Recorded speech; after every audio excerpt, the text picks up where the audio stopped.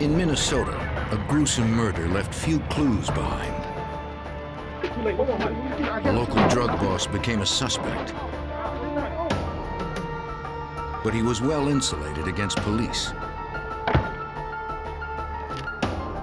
FBI agents and local detectives had to infiltrate a dangerous cartel to get to a pair of gangsters who killed with no remorse.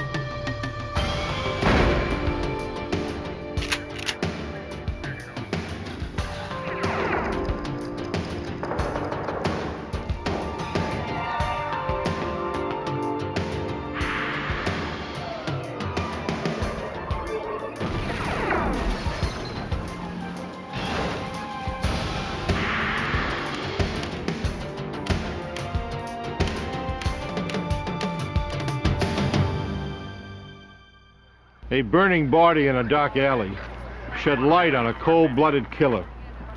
His partners in crime would tell the story if they lived.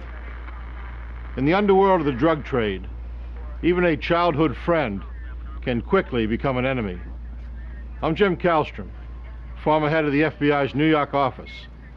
A trail of drugs and money led FBI agents to a murderer who underestimated the power of forensic science.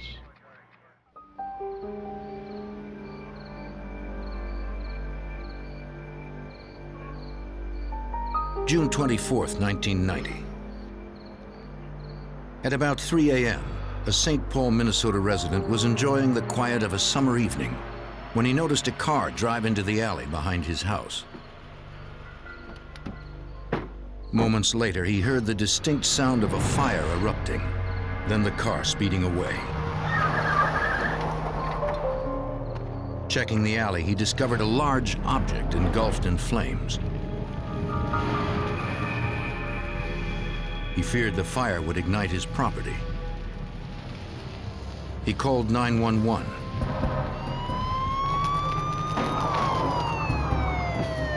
St. Paul emergency units responded. When firemen extinguished the flames, they realized it was more than an act of vandalism.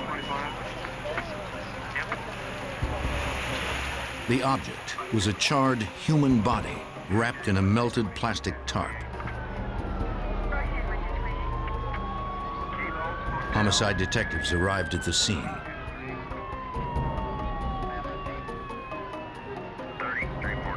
They questioned the resident, but he hadn't seen the car or who was in it.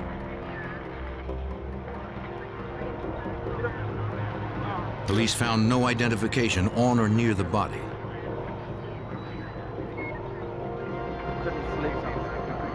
Investigators hoped an autopsy would provide more information.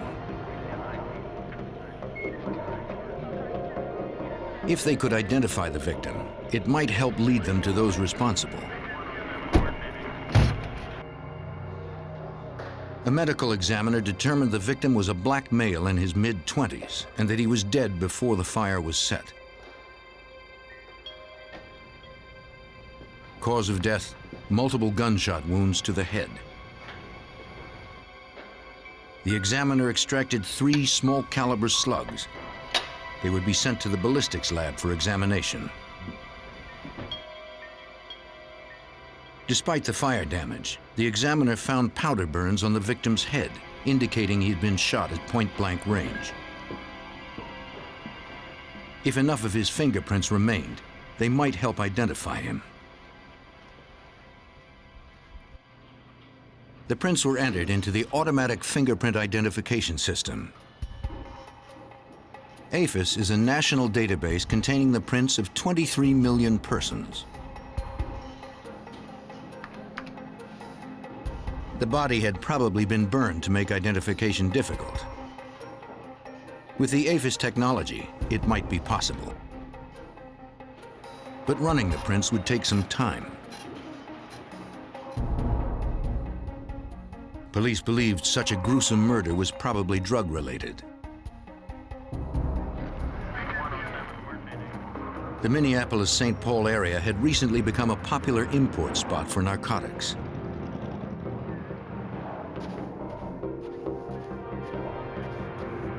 With the drugs came an increase in violent crime. Special Agent John Tyndall of Minnesota's Bureau of Criminal Apprehension investigated drug running in the area. The primary way that people moved cocaine into the state at that time would have been through public transportation, that being either by bus or by airplane. Police created drug interdiction teams assigned to the Minneapolis-St. Paul airport to try to stop the influx. Agents monitored travel to and from cities like Miami and Los Angeles where the drugs originated. Their job was to spot drug traffickers among legitimate passengers. On June 25, 1990, the day after the body was recovered in the alley, agents were watching the counters where same-day tickets were issued. These two guys approached the ticket agent and stood there for quite some time doing what we felt was negotiating the sale of some tickets. They pulled out a wad of cash. They paid cash for the tickets. They then left the ticket counter.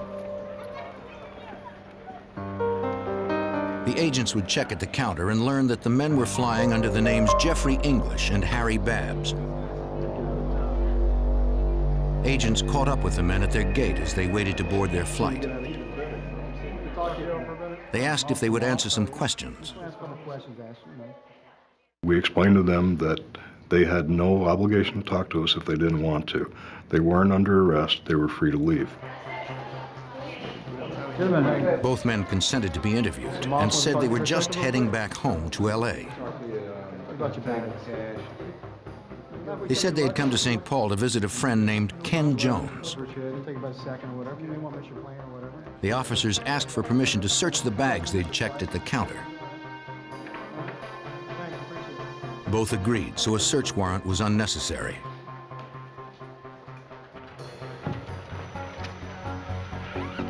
The bags hadn't been loaded onto the aircraft yet. Inside the one belonging to Jeffrey English was a plastic bag containing rolls of cash totaling $13,000. All right, got it. Tucked into a shoe was a .22 caliber Derringer pistol. It would have been easy to miss. It was a tiny revolver, 5-round capacity, with a barrel that was only 1 inch long, and the entire gun was approximately 4 inches long, a gun that could be concealed simply by palming it in your hand. In the other bag was another handgun. Neither had been declared. That violation, plus the suspicious amount of cash, provided enough probable cause for an arrest. Officer Moss, The officer radioed his partner. be aware they could be armed and dangerous. They had to detain Babbs and English before they took off. The plane was still at the terminal.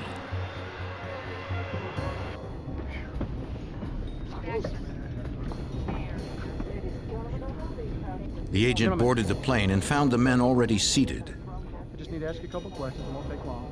In a later interview, English would claim that the money was from selling a car. He said he bought the .22 Derringer on the street in Minneapolis. And he went on to add that he had no idea where the gun had been. I thought that was a strange response for a person to back away from the gun's history. And that was the first inclination that either of us had that the gun might have been used in some type of crime, simply by the way he framed his response to the question.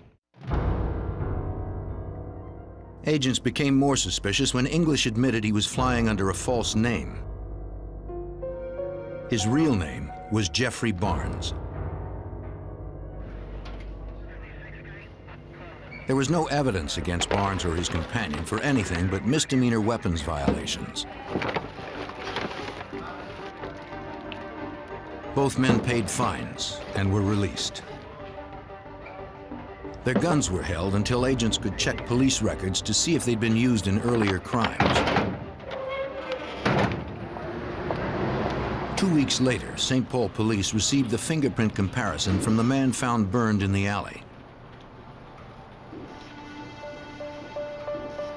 There was a match from Southern California.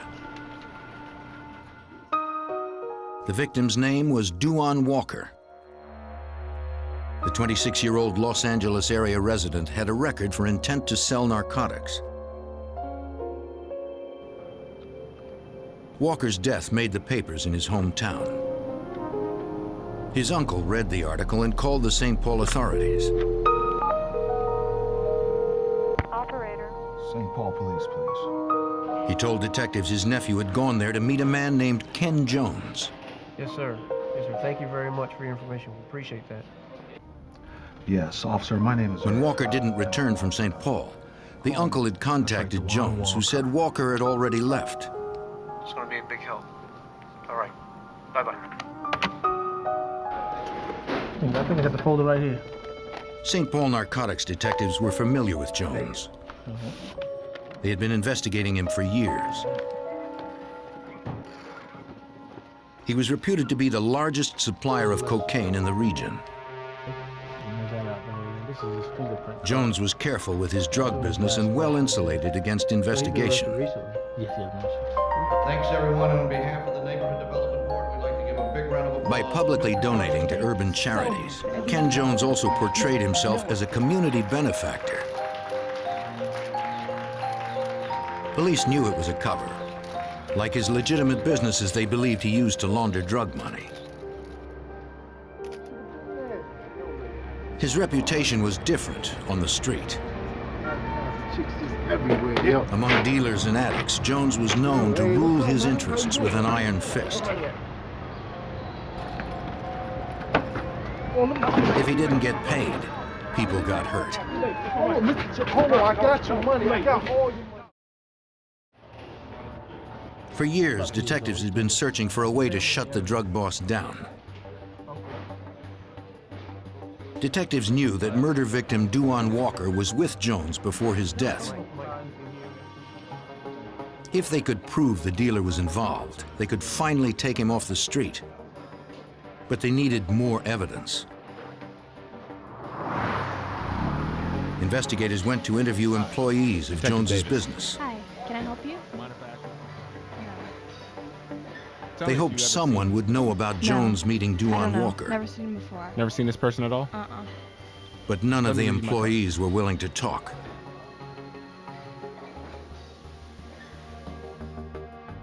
Drug boss Ken Jones continued his narcotics trafficking. He seemed to be beyond the reach of the law.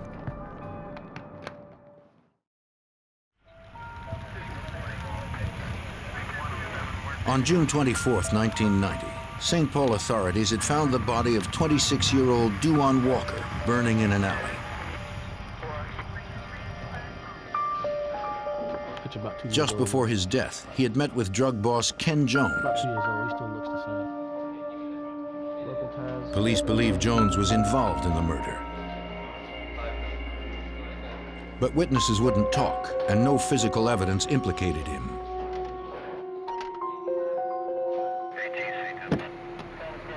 Investigators got an unexpected break 3 months later when St. Paul police stopped a man for a routine traffic violation.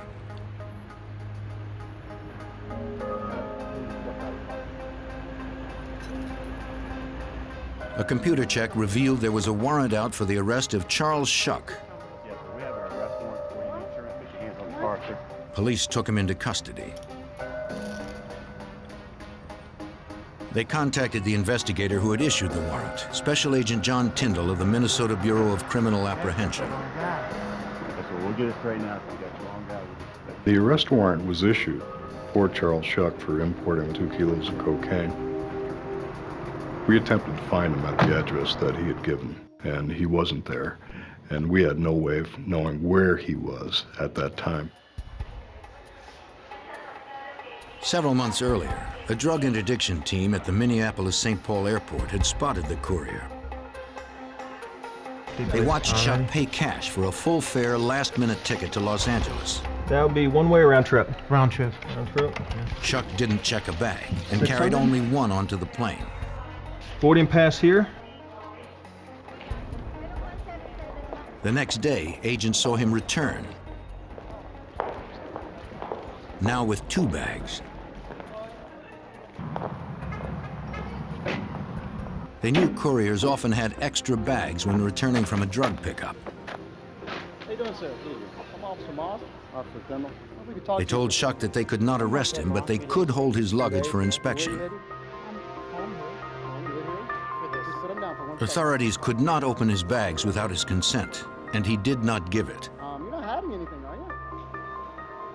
Shuck's response was not that of innocent travelers. If you tell them that you're going to detain their bags, typically, if they have nothing to hide, they want to stay with their bags. They don't want to leave those bags behind. Shuck had none of that. He had no questions, he had no concerns. His primary concern was getting out of there just as fast as he could. Take him like this, I'm sure.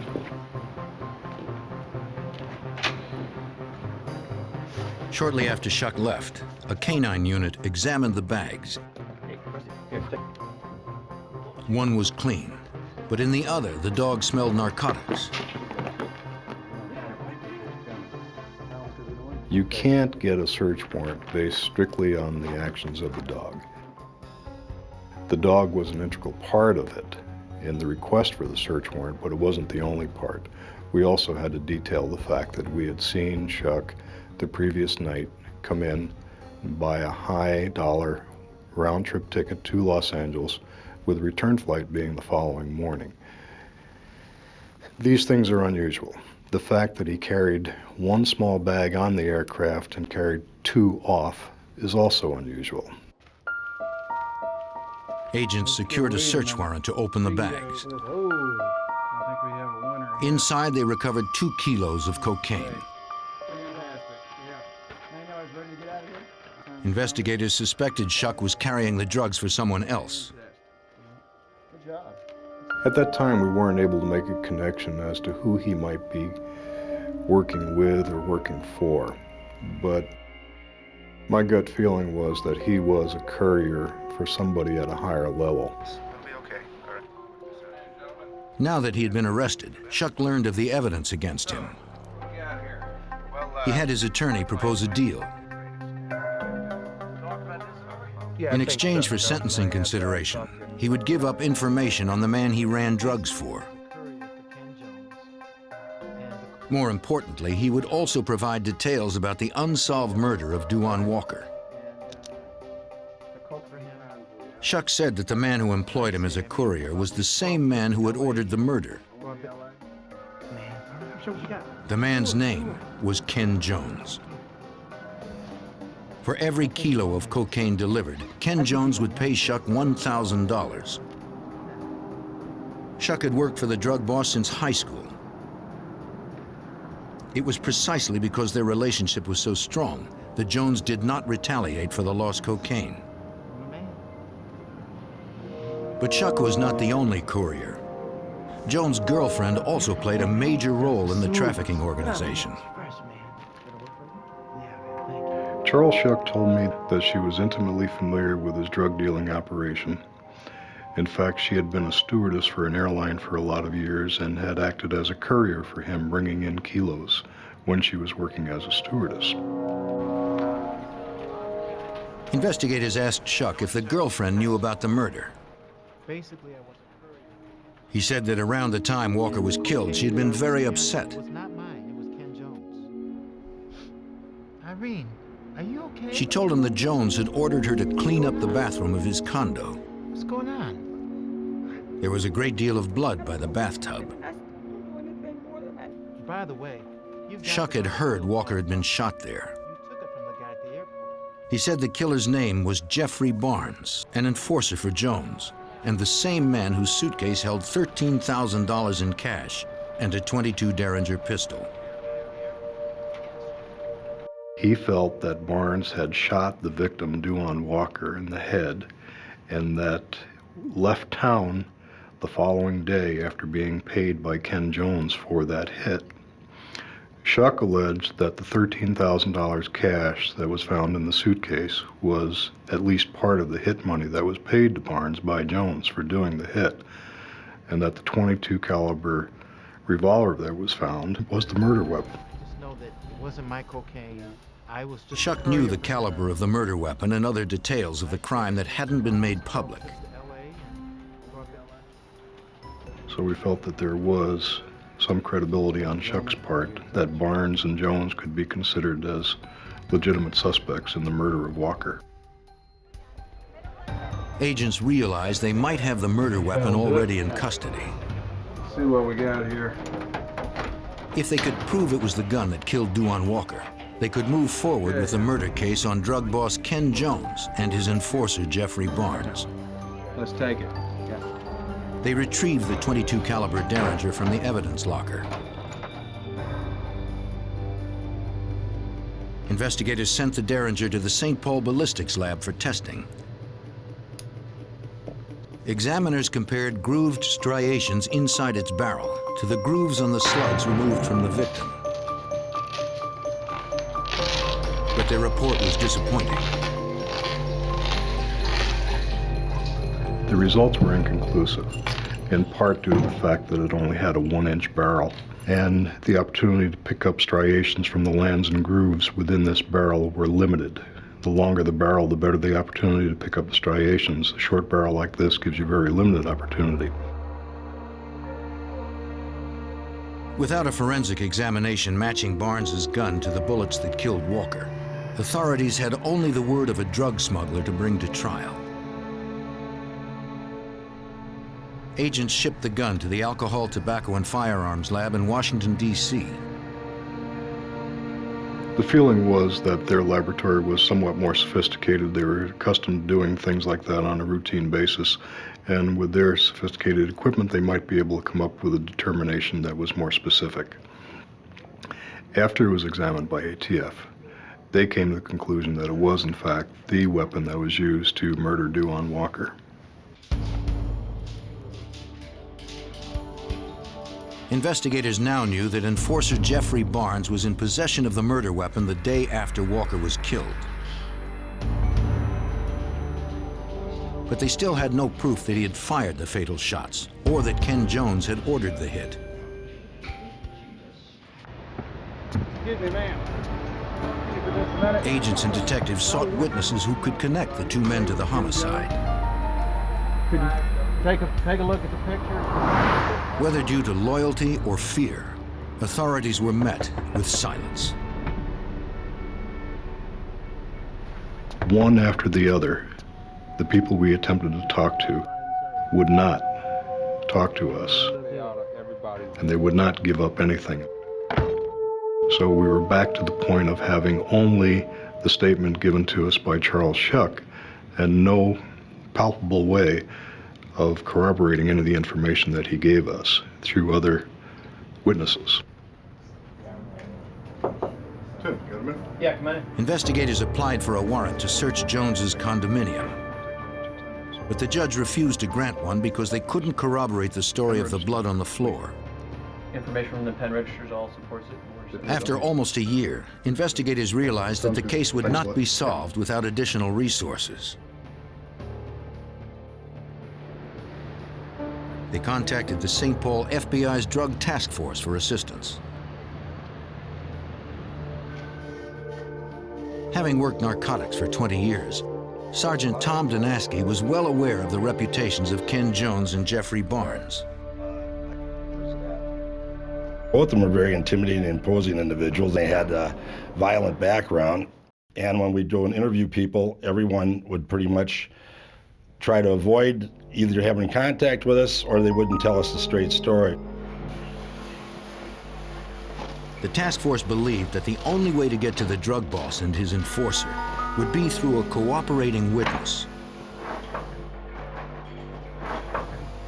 They needed to find someone who could give them first-hand information and perhaps solicit a taped confession.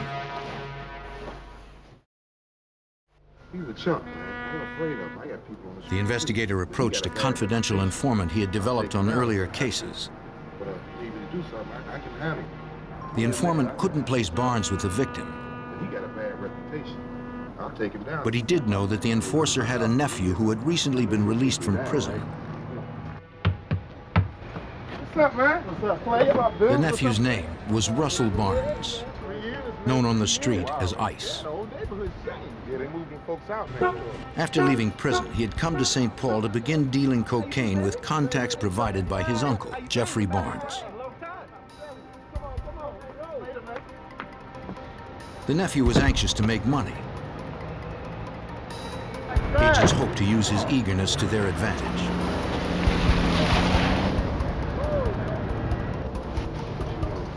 Investigators developed a new strategy in the fall of 1992. The enforcer's nephew would become their new target.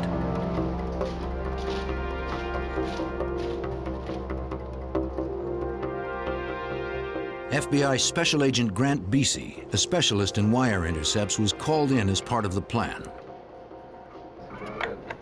We went after Russell, number one, because he was a pretty good-sized dope dealer.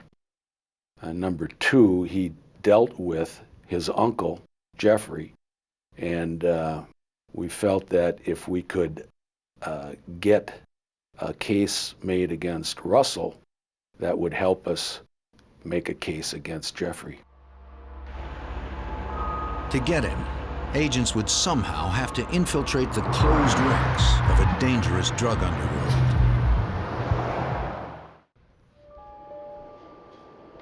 In 1992, investigators believed a St. Paul drug boss and his enforcer had killed Duane Walker. They had already recovered the murder weapon. But Sergeant Tom Donaski, assigned to an FBI drug task force, needed corroborating evidence in order to arrest drug boss Ken Jones and his enforcer Jeffrey Barnes. Just having the weapon alone wasn't enough to get him prosecuted for it. We felt that we're going to have to identify some people or bring some people into court that'll be able to testify that Jeff Barnes and Ken Jones were involved, in the murder. FBI Special Agent Grant Beasy believed that if they first arrested the enforcer's nephew, drug dealer Russell Barnes, he might provide the information they needed. We had sources of information that were close to Russell that gave us the indication that he knew that his uncle had committed the murder. We didn't know to what extent that Russell knew about it. To build a narcotics case against Russell Barnes, the FBI enlisted a trusted informant with credibility on the street. And I can hear what I'm saying coming back through here. All right. Agents wired the informant, who would engage in controlled drug buys with the enforcer's nephew.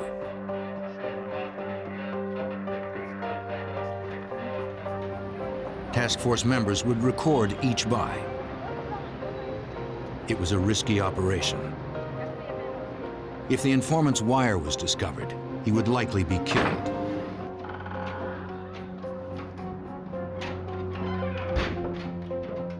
Agents wanted to build trust and avoid any possibility that Russell Barnes might suspect it was a setup. What's up, Ice? Hey, bro. Chillin', chillin'.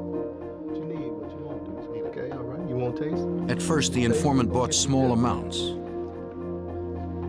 much is it gonna cost me? Over time, the transactions increased in size and frequency, and each was recorded. Bags like this, right over top. That's a nice package. Everything's everything.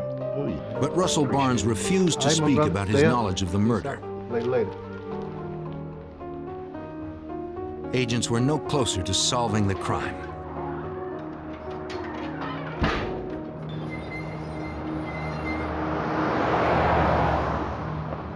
The FBI needed to plant someone closer to the enforcer himself.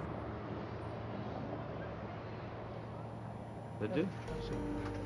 In May of 1993, they discovered their way in. An informant working for the St. Paul FBI on another case mentioned that he and Jeffrey Barnes had done time together. He claimed they were very close and that Barnes trusted him. He said he was sure he could get Barnes to sell him cocaine and to talk about the Duane Walker murder. So, you know Barnes really well. Agents tested the informant's credibility by having him call the enforcer.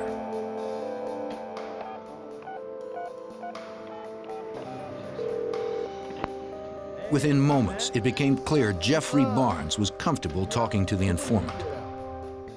No, I've been out a couple of months now. I'm still in the business. You know me. It was the break investigators were looking for. I get you a good deal. Now they needed to find a place for the drug buys, a controlled environment that could be adequately wired. I've been eating well. At the time, the informant was living with a relative and couldn't really do things at his home. We obtained a house from HUD and moved the informant into the house. And the informant agreed to record certain conversations that he might have with Jeffrey Barnes.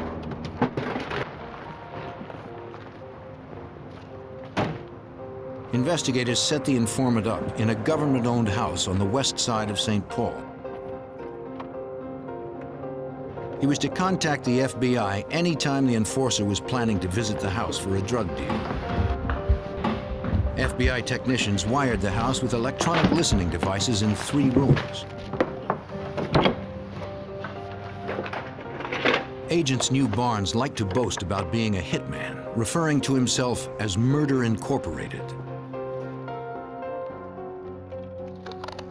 With that information, we tried to encourage the informant to try to bring him to a point where he would talk to him about, you know, acts of violence that he was involved in and things like that. And this is something that Jeff Barnes' reputation was all about, and it's something that he liked to brag about. Agents coached their informant on how to draw Barnes out about the murder of Duane Walker. Thank you, thank you. He was to lead the enforcer into talking about the hits he had performed in the past. Well, look, I don't want to take up too much of your time. In one tape conversation, the informant pretended he wanted Barnes to help him rob a drug dealer. Let me go up there and rough him up a little bit. Jeffrey Barnes suggested that they just kill him. Murder? Been a hitman a long time. Barnes Nothing to it. told the informant that doing a hit on somebody is not a problem, and he described how he could do it. It's all the same game. He would walk up behind the individual, pop him in the head with a handgun, let him fall on the floor, wrap him in plastic, and drag his body outside and put it in an alley. And this was the exact same way that Duane Walker had been killed. Don't want to take up too much of your time. Let's see if we get down to business. Don't stay in business long. It was good circumstantial evidence, but by itself, it wasn't enough. Okay. I got your money. Because the buys had been arranged by telephone, investigators secured a warrant to tap the suspect's phone lines.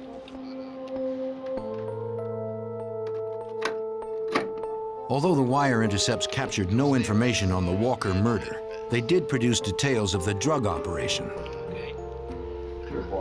In January 1994, the task force decided it was time to arrest Russell Barnes and hope he would turn on his uncle. 36. On January 29th, they set up another controlled drug buy with an informant. It would happen at a downtown St. Paul hotel. Investigators wired the room for sound. You can go. Okay. The reliability of the eavesdropping devices was essential.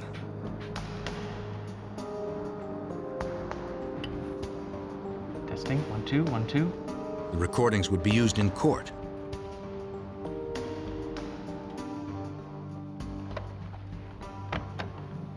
And agents would be monitoring from an adjacent room. If Russell Barnes discovered the setup, they would be able to protect their informant. Okay, go ahead and give me a signal. Testing, 1, 2, 3. When the Mary room had a was little ready, lamb. they would have the informant call the enforcer's nephew and order several ounces of cocaine. Mary had a little lamb. Testing, 1. Mary had a little lamb. Mary Investigators from St. Paul Police Special Investigations Unit were conducting the surveillance at Russell Barnes' residence, and after the phone calls were made, with very short delay, Russell went to the hotel. Russell Barnes had delivered to the informant before. Glad to see you came around, boy. I told you one day we'd be rolling like this. See what you need tonight. He brought cocaine and the equipment he needed for measuring it. Correct. Well, I knew what I had to do. He suspected nothing. Big times. Big times. To him, it was just another deal. 2 keys. 2 keys. He set up shop and began the transaction, unaware that every word was being recorded. It was important to get a drug dealer off the streets. But what agents really wanted was for Russell Barnes to give a statement about drug boss Ken Jones and enforcer Jeffrey Barnes committing murder. You ready? When details of the drug deal were on tape, investigators moved in.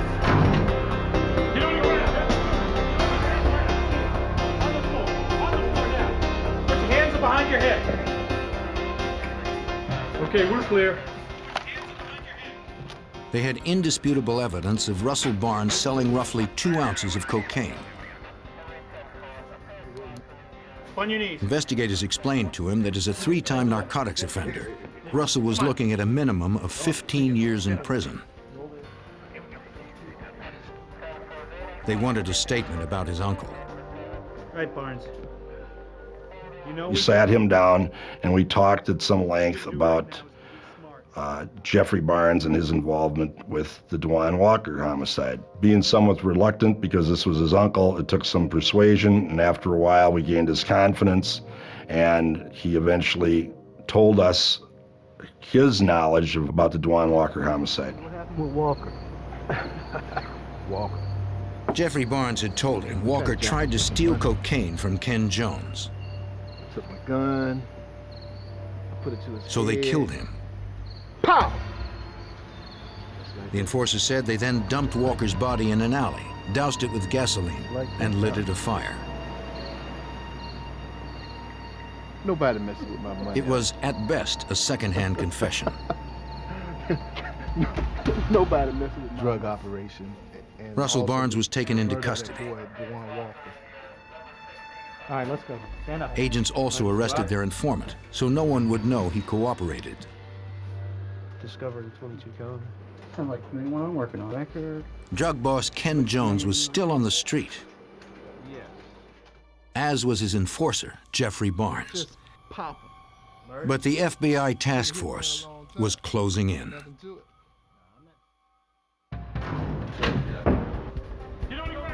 By 1994, while trying to dismantle a Minnesota drug ring and solve a 4-year-old murder, the FBI and St. Paul police had arrested dealer Russell Barnes, who agreed to cooperate.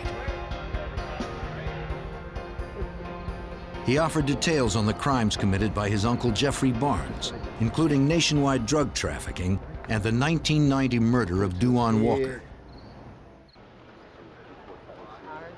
According to Sergeant Tom Donaski, investigators had plenty of evidence against Jeffrey Barnes, a known enforcer for drug boss Ken Jones. We've got a weapon that's been recovered at the airport. We've got Jeff Barnes making a comment to one of our informants that this is how you murder somebody. That's a dope ripoff type of situation. And the actual procedure that he went through when he killed Dewan Walker, and now we have his nephew telling us that he's been at his house, blood relative, that we're going to have testify in court that he actually told him about the murder. In August 1994, investigators staked out the apartment where Jeffrey Barnes was staying. They knew the enforcer was often armed and willing to kill. He had no time to react. Freeze! Please help! Put your hands up on the car. Come on, move! Move! Put your hands Prosecutors did not yet charge him with murder. Got it? They went forward with a drug conspiracy case instead. You have the other hand. Dealing drugs to his ex-cellmate earned Barnes 30 years in prison. They would hold the murder case until they had more evidence against him and Ken Jones. Special Agent Grant Beasy believed having Barnes in prison would make witnesses more willing to talk.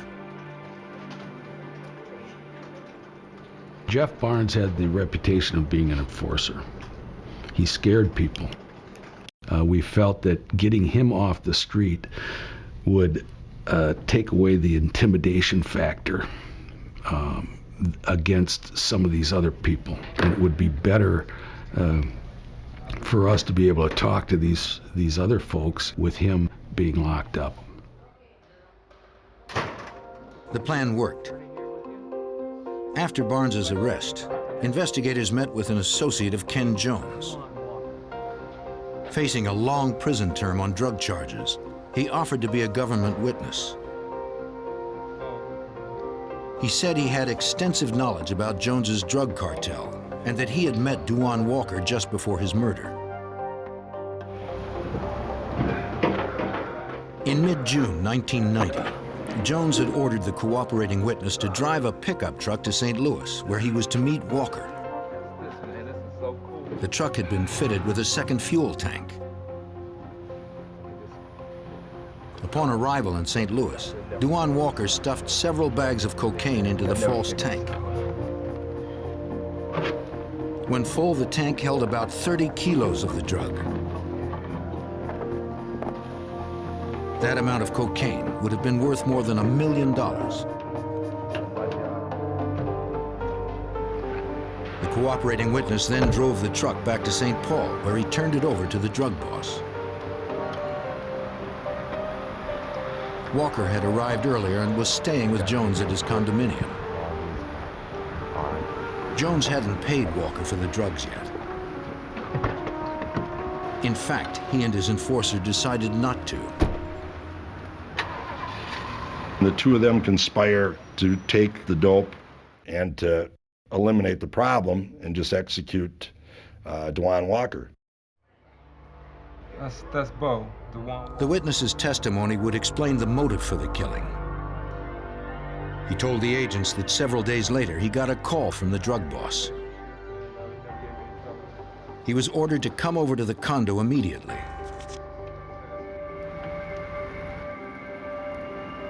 It was Sunday morning, June 24th, 1990, the day following Duane Walker's murder. Ken Jones seemed very nervous.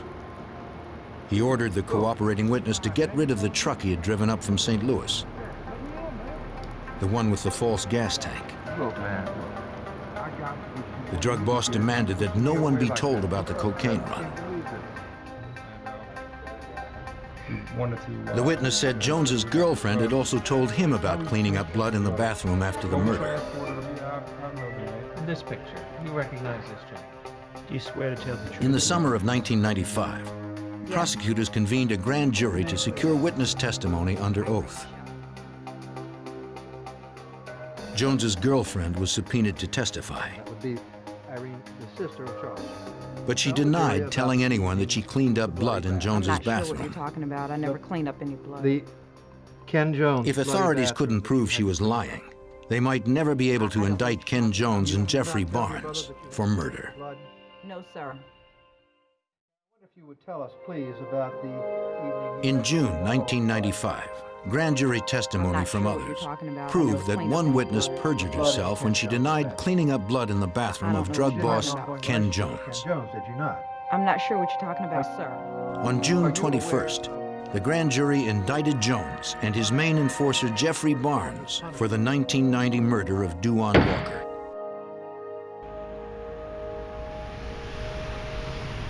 Barnes, the alleged hitman, was already in prison on drug charges.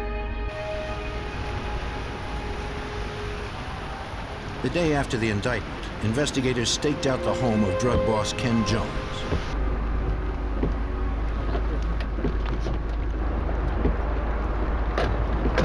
Although he had insulated himself well against the investigation, Ken Jones was finally arrested for murder. Cover. FBI Drug Task Force member Sergeant Tom Danaski was determined to find physical evidence to back up witness testimony at the trial. through the investigation, everything focused on the fact that Dewan Walker was murdered in the bathroom, and he was shot in the head there. I was thinking that we might be able to still find a trace of blood in the grouting on the floor in the bathroom.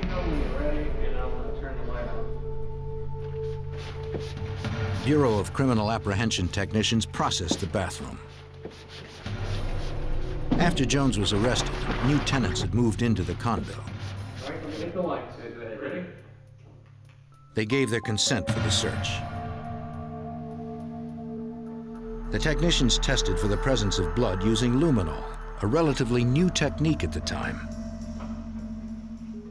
Luminol reacts with proteins in blood, rendering minute traces of it visible under ultraviolet light.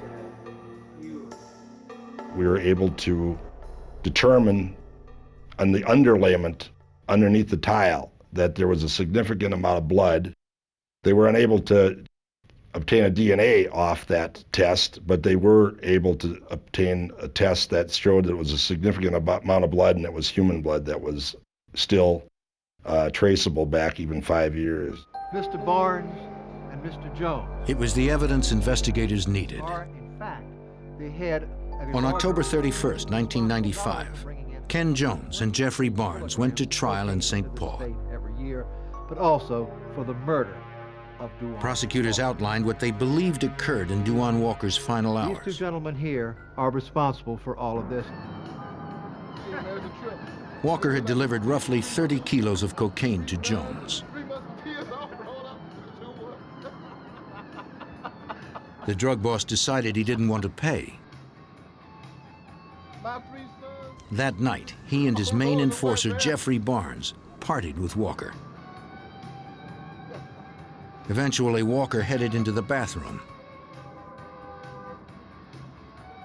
Jones and Barnes had planned the hit to take place there.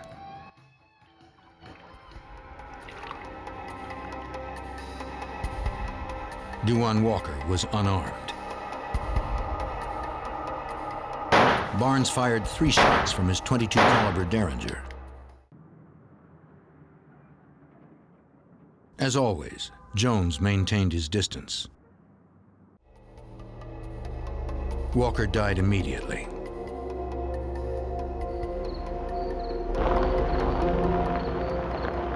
Later that night, they wrapped Walker's body in plastic sheets to contain the blood and loaded it into a car.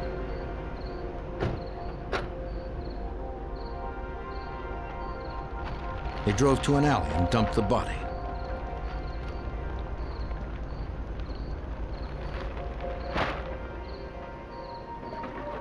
To make identification more difficult, they doused the body with gasoline and set it ablaze.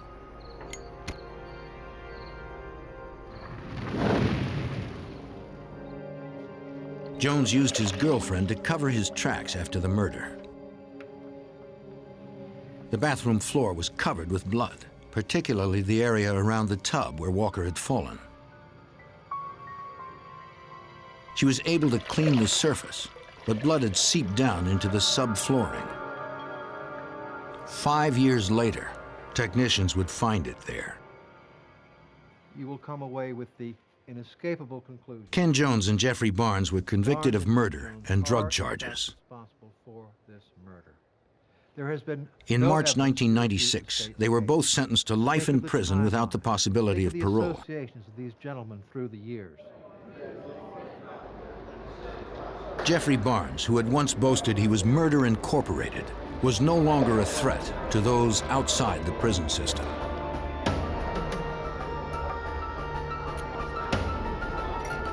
Ken Jones had tried to create an image of himself as a community leader. But his greed led to murder, and he will never leave prison alive.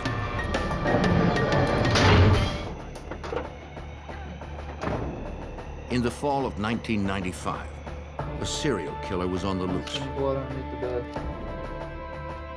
Crossing the country, he lured women with his charm, and then struck. Each time, he vanished before police could catch him. The FBI and police detectives needed to stop him before another victim met this deadly stranger.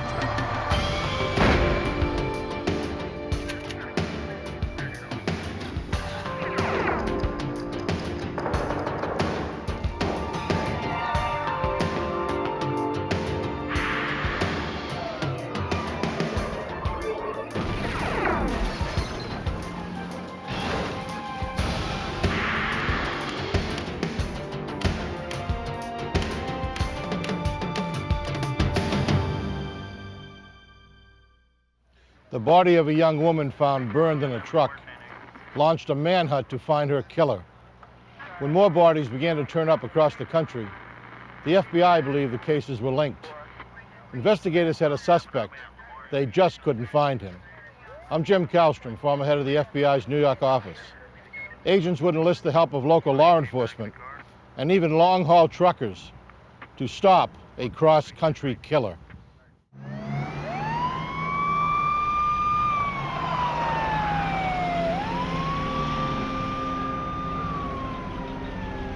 In the early morning hours of September 29, 1995, the Los Angeles Fire Department responded to a vehicle fire at a hospital in Van Nuys. They found a pickup truck burning in the parking lot.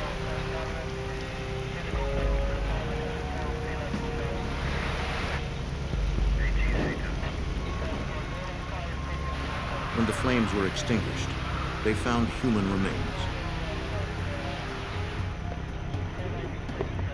Firemen contacted the Arson and Homicide Division of the Los Angeles Police Department.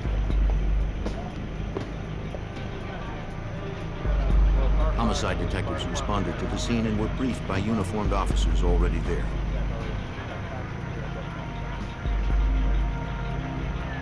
They questioned a witness, a nurse who had seen the fire start. She said she had arrived for work before dawn for the early morning shift. In the parking lot, she saw the truck go ablaze. She saw the outline of a figure with long hair run from the truck as the flames erupted.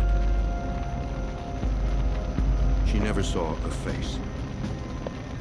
And she had never seen the truck before.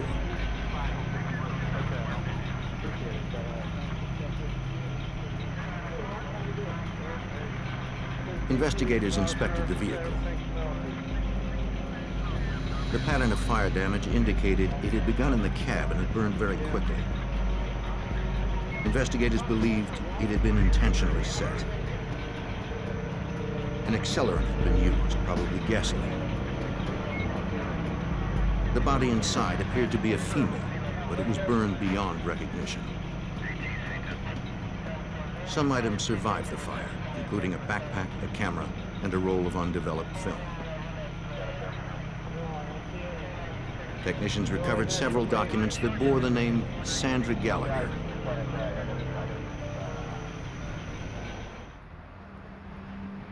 By sunrise, detectives at LAPD's Van Nuys station had run the truck's plates. Okay, I'll call back. Through DMV records, Detective Mike Koblenz was able to confirm that Sandra Gallagher owned the truck. We'd done some work at the office and learned that she was in fact married to an individual, Steve, who lived in the Los Angeles area. We attempted to contact him and made arrangements to interview him at Van Nuys Station. Detectives suspected it was Sandra in the truck, but identification through dental records would take a few days.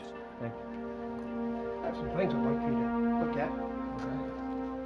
See if you can tell me if they recognize. Since the body was too damaged to identify, detectives asked Stephen Gallagher to look through the recovered evidence.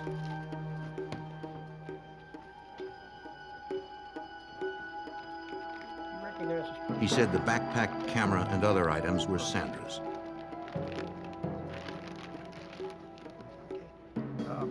The police department had developed a roll of film which survived the fire. Wife and somebody. Stephen identified his wife in the pictures. Most married homicide victims are killed by their husbands.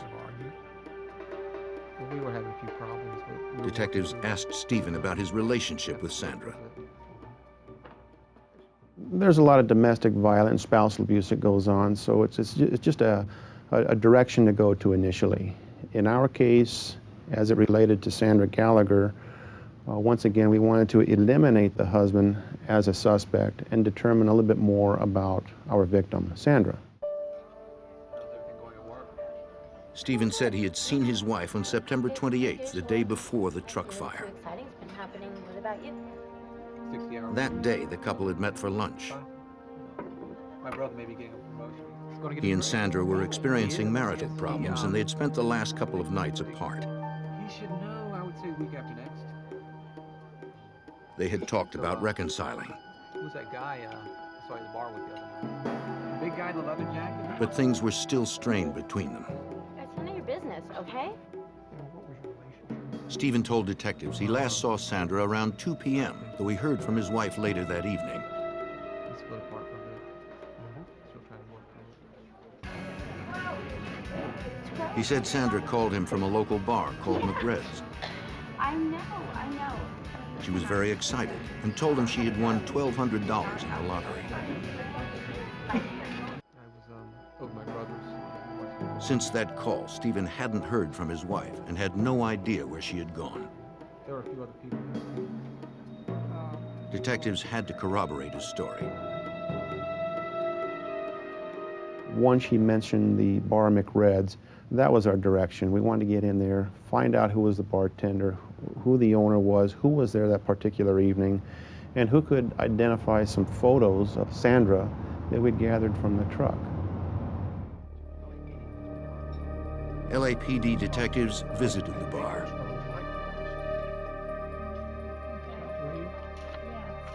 When shown a photo of Sandra Gallagher, the bartender recognized the woman. Okay. What can you tell me about her? She knew her by her nickname, She Sam. had a lottery ticket. Hey. Guess what? The bartender confirmed that Sandra had been in the bar on the night of the 28th. She had told everyone about her lottery win. Yeah. Some customers overheard the detectives' questions and said they had also been in McRed's that Can evening. you tell me about her when she was in here the other night? They also remembered Sandra and recalled one man who talked with her that night. These people in the bar had mentioned to us that they recognized the photographs, and they identified the photographs as a female by the name of Sam. This is the name that they knew her by, was Sam. And everybody had mentioned she was with a person by the name of Glenn. Yeah. They described Glenn as having long blonde hair and a beard. He'd been coming in regularly for the past few days. That night, he seemed interested in Sandra and talked to her for quite a while. Okay. Glenn was friendly and came across as a big spender, buying drinks for Sandra and the others.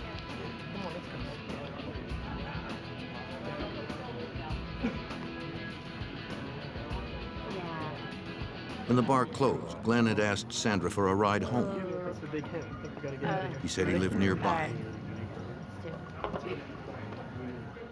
She agreed to drop him off, and they left together. The customers hadn't seen Glenn since that night. Yeah, she took him home. Do you know where he lives? It was about 5 minutes. They believed Glenn's last name was Rogers, but they weren't sure.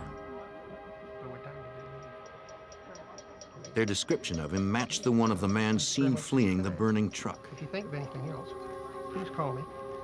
Detective Koblenz would check the lead.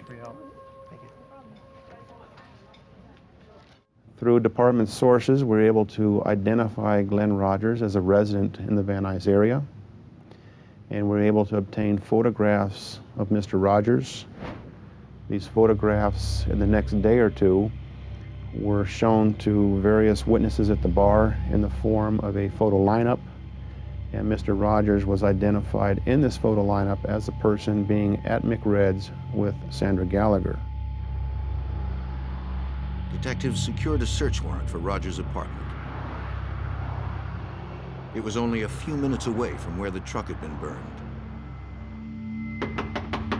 LAPD, search warrant. They didn't know if Rogers was inside, perhaps with a weapon. Uniformed officers entered first to clear the apartment. Talk with him. Rogers wasn't there. Come on, check out. It looked like Rogers had cleared out in a hurry.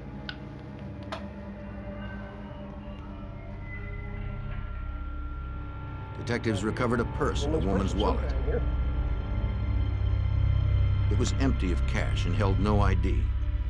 No identification. They also found a woman's earring.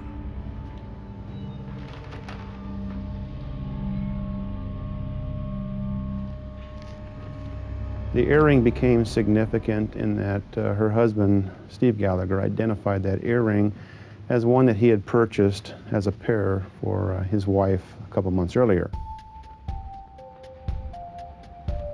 After several days, the coroner made his report. He positively identified the remains from the truck as those of Sandra Gallagher. He determined that she had not burned to death. We learned in the nose area of our victim there wasn't any presence of evidence of fire, sooting, and so on. That gave us information that because she didn't breathe any of the fire, any of the soot, it gave us an indication that she had died prior to the fire itself. The mother of three had been killed by manual strangulation.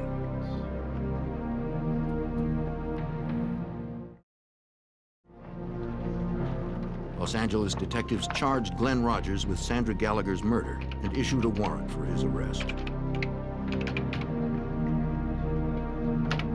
They entered Rogers' name and description into the NCIC, the National Crime Information Center, a database that links over 57,000 law enforcement agencies nationwide.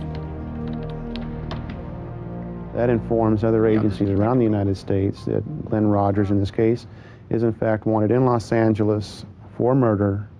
It would list the agency, Los Angeles Police Department, Van Nuys area, with my name and my phone number. If they have any contact with Glenn Rogers and happen to run him, this warrant would show up in their jurisdiction and he'd be taken into custody. Detectives sought out anyone who knew Glenn Rogers. They learned he frequented local bars and worked odd jobs, mostly in construction.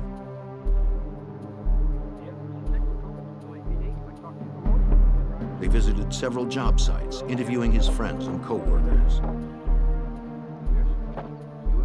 Through witnesses and friends, we learned that Glenn did have a temper, and that when he drank, he did become enraged.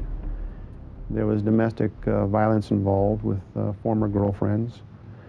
So we knew we were dealing with someone who could become violent, and generally violent when he drank, as it was in our case with Sandra Gallagher. One of his friends said he hadn't seen Rogers in a while, but promised to contact the police if he heard from him. Okay. A few days later, Rogers' friend called. He said Rogers had phoned him from a motel outside Jackson, Mississippi. Local police talked to the motel manager, who told them Rogers' room number.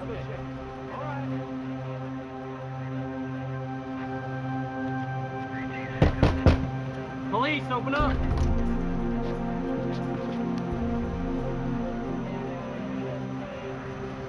The room was empty. The murder suspect was on the run. In the fall of 1995, the search continued for Glenn Rogers. Police believed he fled California after killing a woman there on September 28th. A tip led to a Mississippi motel, but Rogers had disappeared before police arrived. Police issued an APB locally. They hoped someone would spot the suspected killer before he left the area. Days later, on November 3rd, 1995, Jackson, Mississippi detectives responded to a murder. Family members had found Linda Price dead in her bathtub. The 34-year-old single mother had been stabbed repeatedly and her throat had been slashed. Investigators searched the apartment for evidence.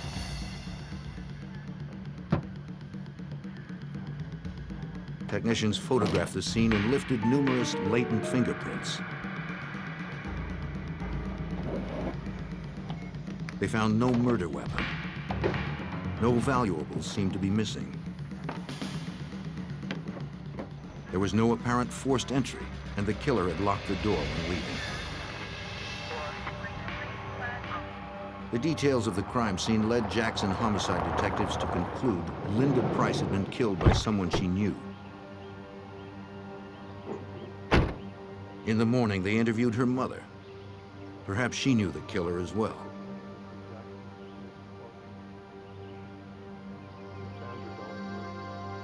She said her daughter had a new boyfriend. His name was Glenn Rogers.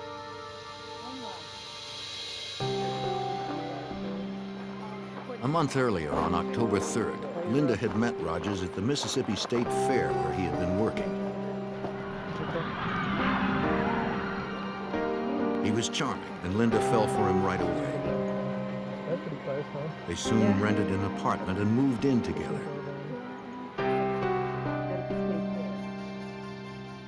At first, Linda seemed happier than ever, but recently she wondered if she'd made a mistake. She told her mother that Rogers had a bad temper and she feared his mood swings. When Linda stopped calling and didn't answer her apartment door, her mother believed that Rogers had harmed her.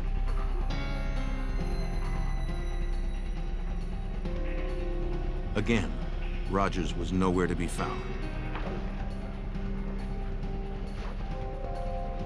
Jackson detectives believed he had left the area.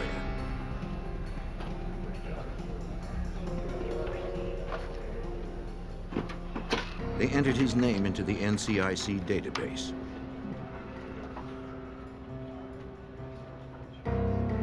Learning Rogers was wanted for murder in California, they contacted Detective Mike Koblenz in Los Angeles.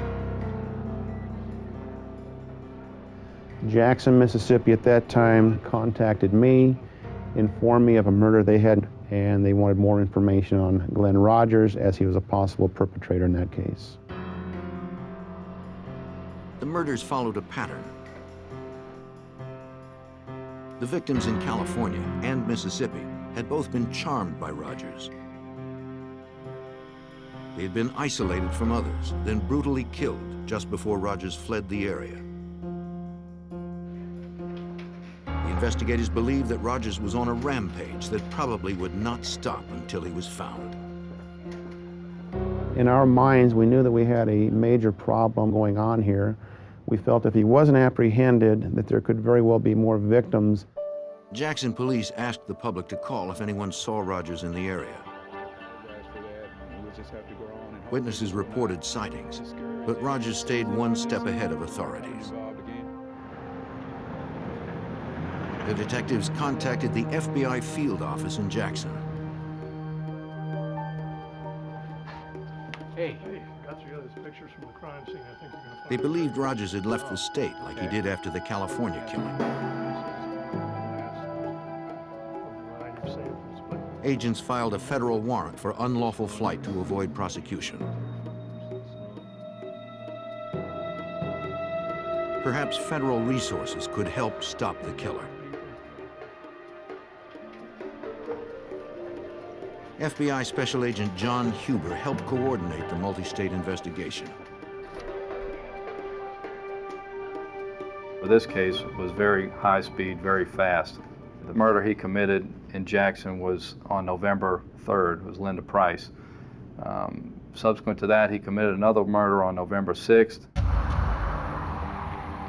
On that date, police in Tampa, Florida responded to a murder scene at a local motel room that had been rented by Glenn Rogers.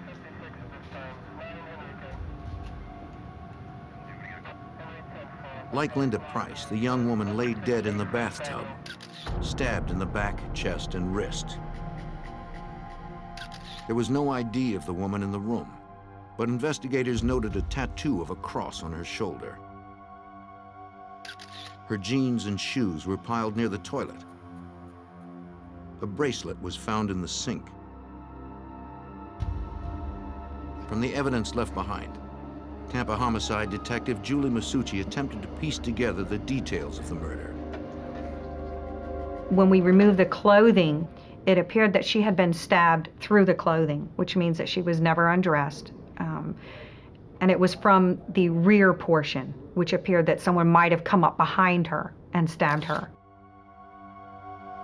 The shoes had blood spots on the top, indicating she had them on and was standing when she was attacked. Under her body was a man's watch. Investigators believed it belonged to the killer.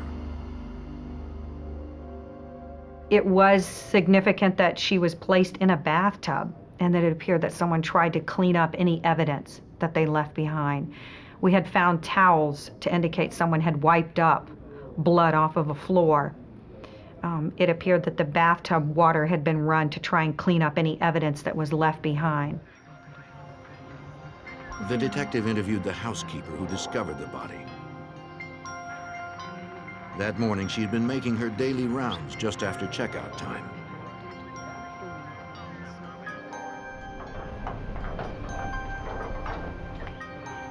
Outside room 119, she spotted a handwritten "Do Not Disturb" sign. Housekeeping! She said she didn't clean the room the day before because she saw the sign and wanted to respect the privacy of the people staying there. On this day, the occupants were scheduled to have checked out.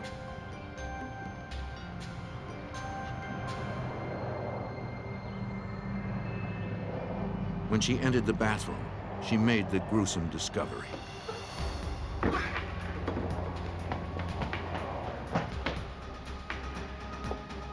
Detectives asked the motel manager if she knew about the people staying in room 119.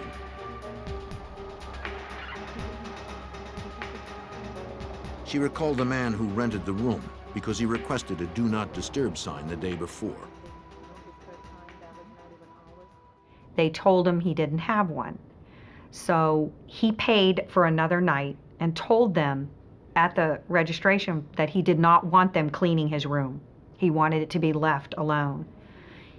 Apparently he went back to the room and tore off a piece of a phone book and made his own "Do Not Disturb" sign, and he hung it on the door.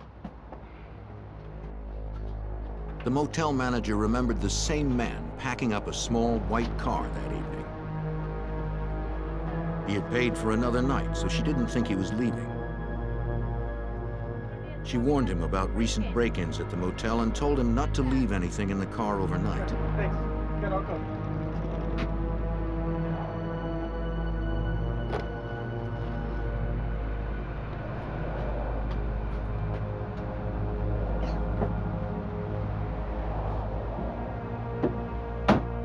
The detectives checked the office records, finding the registration card for room 119. It had Glenn Rogers' name and signature on it. Technicians would later recover prints matching Rogers from the card. Detective Masucci ran a computer check and saw the California and Mississippi murder warrants. She contacted the other agencies and the FBI. Then we started to realize very quickly into the investigation that there was a possibility that this man, Mr. Glenn Rogers, was a serial killer. The investigators knew who the killer was, but Tampa detectives still had not identified the female victim. She remained at the morgue as Jane Doe. If they could identify her, it might help them find the man who had killed her and at least 2 others.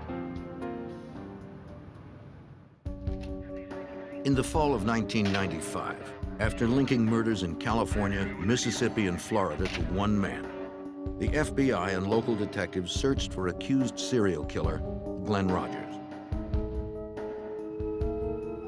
The latest victim had been found in a Tampa motel room. She was still unidentified.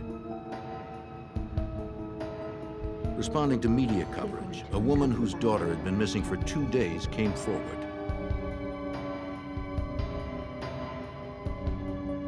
She positively identified the body of her daughter, Tina Marie Cribbs.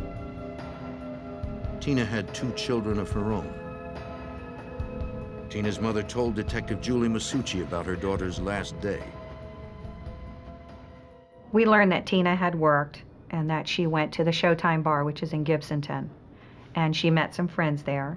She was supposed to meet her mother there. Apparently it's like a family bar where a lot of people go and there's televisions in there and they just go and gather and talk. Detectives visited the Showtime bar. The bartender said she knew Tina and her mother. She confirmed that Tina had been in the bar on November 5th. The bartender also remembered that a man named Glenn was there the same night. How you nice ladies doing? He talked with Tina and the others. Let me do it for you. Let a good time roll. You a bartender? He bought a round of drinks with a $100 bill. The bartender said the man was very friendly and won Tina over quickly. She started talking to a gentleman that was... Eventually, he asked Tina for a ride home. He said his motel room was close and promised Tina would be back in time to meet her mother. Everything's taken care of, right? All right, great, thanks. Tina finally agreed and told the others she'd be right back. When the mother came to the Showtime bar, she sat there and waited, and her daughter didn't show up. So she said she started beeping her to find out where she was. And she said that she had such a close-knit relationship with her daughter that she immediately knew something was wrong when she didn't answer her pages. Detective Masucci also learned that Tina owned a white Ford Festiva, the same kind of car the Tampa motel manager had seen Rogers packing with suitcases. She updated the NCIC report on Rogers, adding the Festiva and its license plate number to the fugitive's information.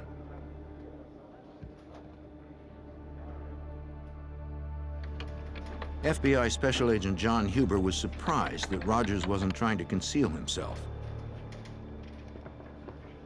Glenn Rogers seemed to not care if he would get caught or had no fear of the law. He would always use his real name when dealing with people and checking into motels. He would drive cars that weren't stolen, either belonged to the victim, which he could easily be linked to, or his own vehicle. He didn't seem to care. If people knew what was happening, he wasn't trying to hide. The search for the serial killer hit the news. TV stations across the Southeast broadcast pictures of Rogers, asking anyone spotting him to call authorities.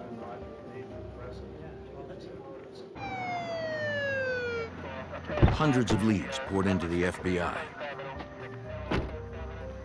One promising tip came from a Jackson, Mississippi motel.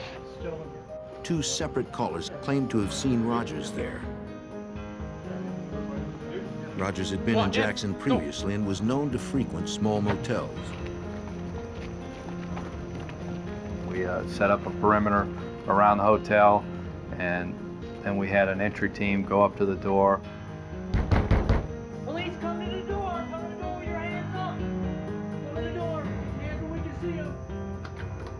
Hands off! Hands off! Agents were cautious until they could identify the man. Put that on the wall! Where is it? Hands on the wall.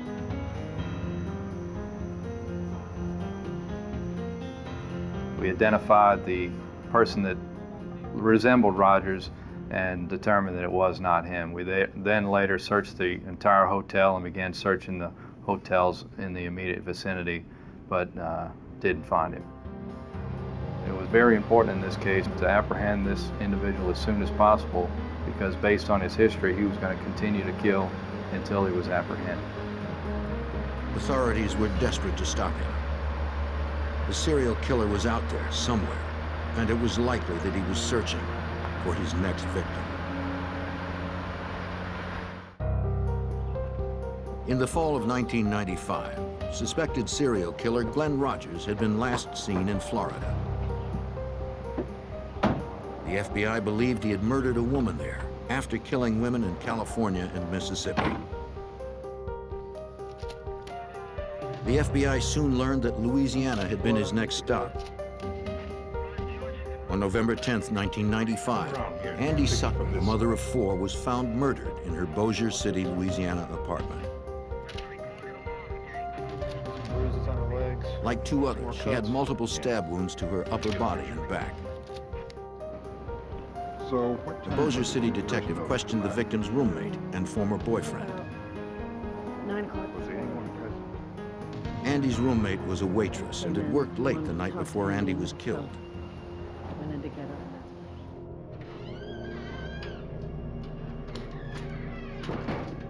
When she returned home in the early morning hours, she heard the bedroom door close.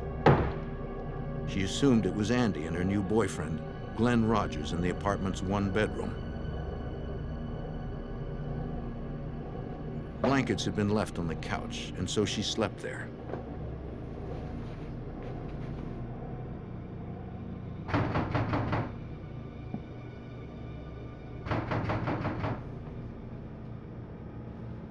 After daybreak, she was awakened by someone at the apartment door.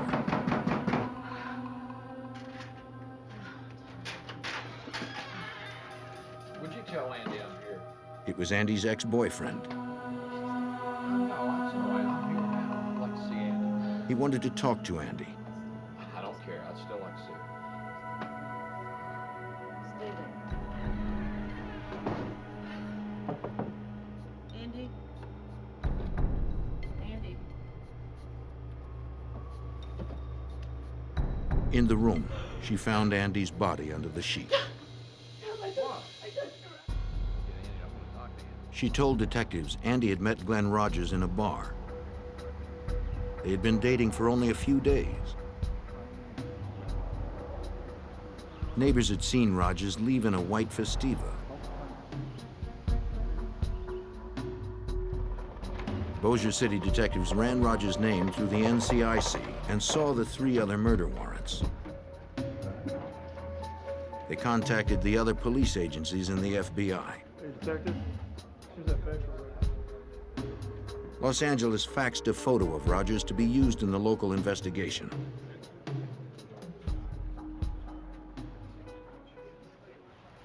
Louisiana television stations picked up the story.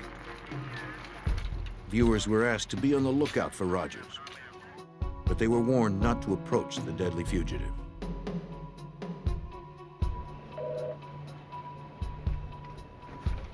Special Agent John Huber and the other investigators were frustrated. Yeah, you know it.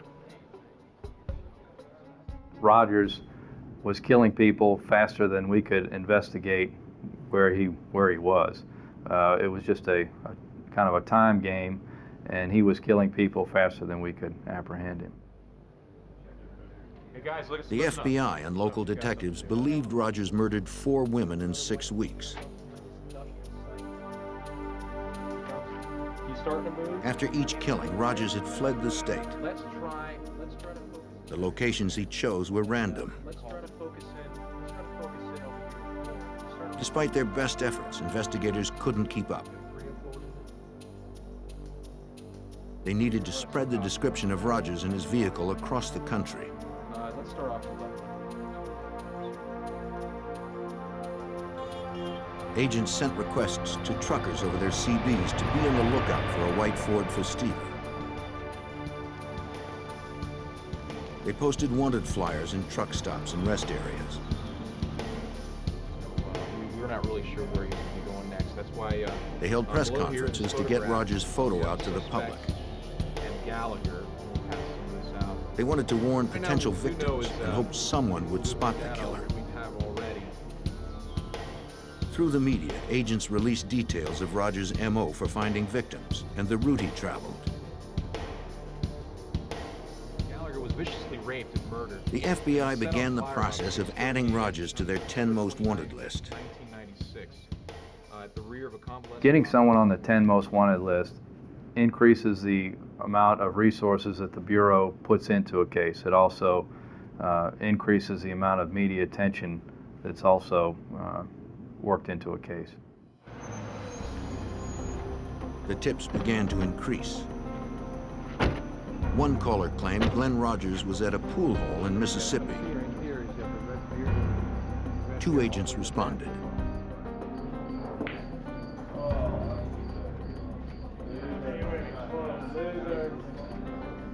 One of the pitfalls of an intense media campaign are the many false sightings that well-intentioned citizens call in. The man in the bar was obviously not Rogers.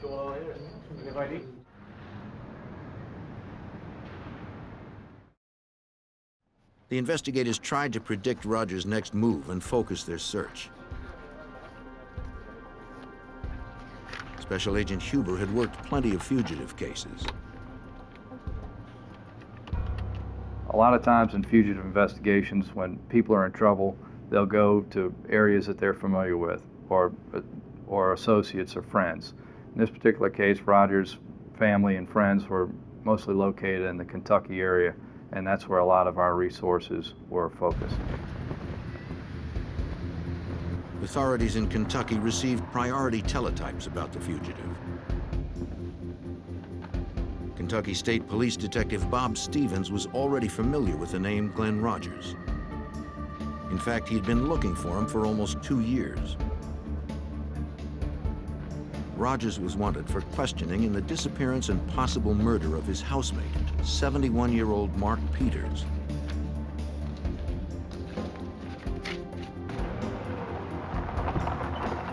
Almost 2 years before Glenn Rogers' cross-country crime spree began, his brother had called the Kentucky State Police. Yeah, I'm glad you're here. The body had been found inside his family's cabin.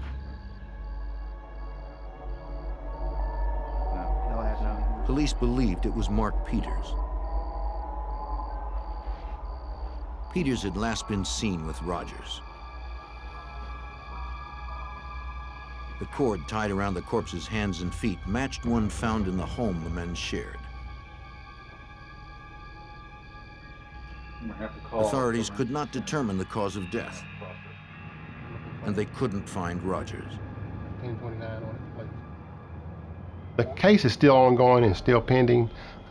We had one suspect, which was Glenn Rogers.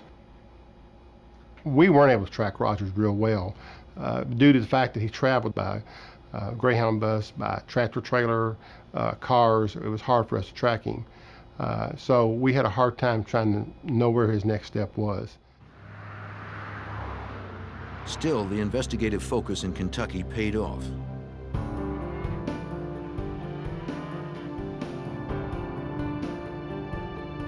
On November 13th, 1995, Glenn Rogers visited one of his relatives in Lee County, Kentucky.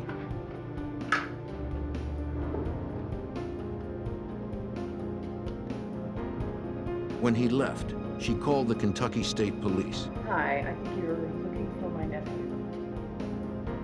Glenn Rogers. She said he was driving a small white car heading west toward Interstate 75. When Detective Stevens heard that Rogers was sighted nearby, he set up on the road he believed Rogers would take to I-75. It wasn't long before a white Ford Festiva drove by. The detective began following. I wanted to make sure that this was Glenn Rogers, not somebody else that I had actually followed in behind.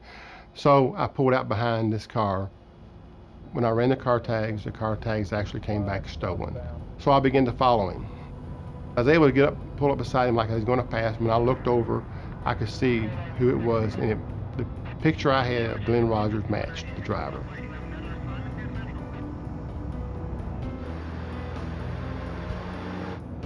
The detective requested backup. A local police officer was parked nearby. He joined the slow pursuit. They followed Rogers for a distance. I think he was kind of watching me, and I was watching him. And I think by then he must have pretty much figured out that he had a police officer behind him. So we pulled up to a stoplight, and he ran the stoplight and pretty much ran some people off the road as he was going through the stoplight. I fell in behind him at that time and activated my emergency equipment.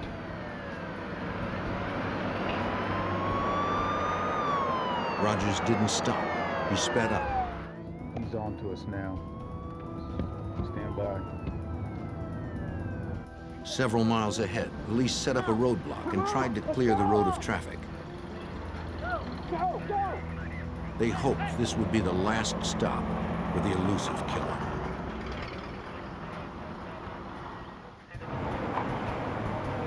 On November 13th, 1995, Kentucky State Police set up a roadblock in an effort to apprehend suspected serial killer Glenn Rogers. Armed officers waited at the roadblock. Shoot his tire! Shoot his tire! They fired at his tires, but they didn't stop the killer. Detective Bob Stevens was close behind. We followed him down the road. He had run several cars off the highway, ran a school bus off the highway. He was driving on the wrong side of the highway. And so it was determined that he had to be stopped. Sergeant Barnes was able to get up the other side of him, and when he came back, he tapped him, spun him out of the highway, off the highway into a ditch. They didn't know if the fugitive was armed.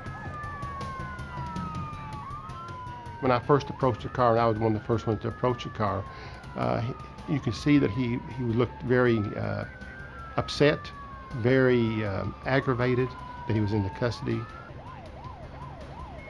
He was very defiant and just didn't want to be taken into custody at that time.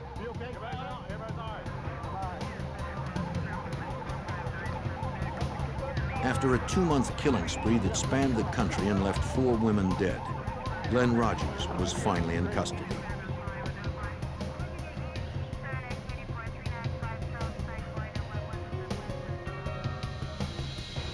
The vehicle identification number of the white Festiva confirmed the car belonged to Tina Marie Cribbs, the victim in Florida. Technicians scoured the car for evidence. They found shorts with blood on them, a blanket, and a woman's purse. These and other items linked Rogers to the murders in Mississippi, Louisiana, and Florida.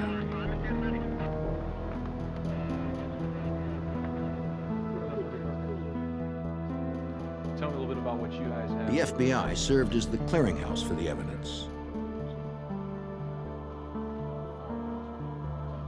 FBI agents and detectives from 5 states met in Kentucky to outline the case.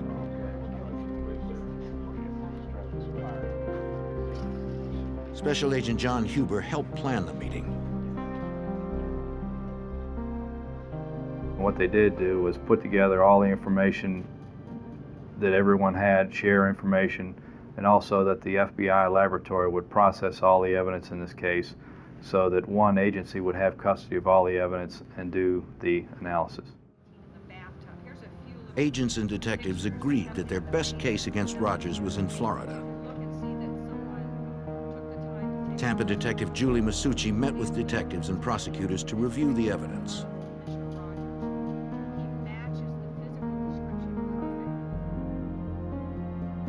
They believe the watch found in the tub with the victim belonged to Rogers. A photograph of Rogers with Mississippi victim Linda Price revealed he wore that type of watch. Detective Masucci was confident in her case due to the physical evidence implicating Rogers. We had Tina Cribbs' car that he was apprehended in. We had some shorts that belonged to him that had some of Tina Cribbs' DNA on them. the registration slip that Mr. Rogers signed himself, fingerprints that were found inside of motel room number 119, where the victim was found, and miscellaneous items that were found inside of the car when he was apprehended. On July 11th, 1997, almost 2 years after the murder of Tina Marie Cribbs in a Tampa motel room, Glenn Rogers was convicted of first-degree murder and later sentenced to death in Florida. 2 years later, Rogers was extradited to Los Angeles to stand trial for the strangulation death of Sandra Gallagher, whose body was burned in a truck fire. She poured over the victim's body and in the cab of the truck.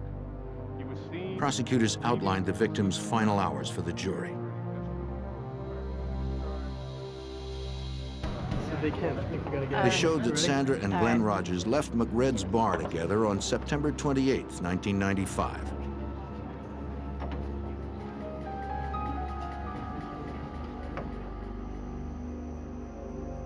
At some point, there was a struggle, perhaps as Rogers made an unwanted sexual advance. He strangled her, crushing her windpipe.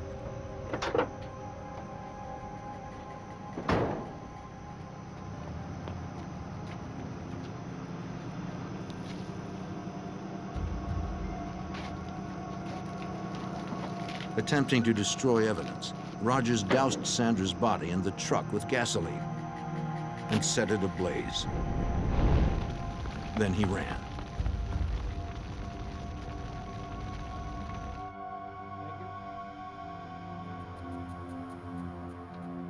On July 16, 1999, a jury again found Glenn Rogers guilty of murder.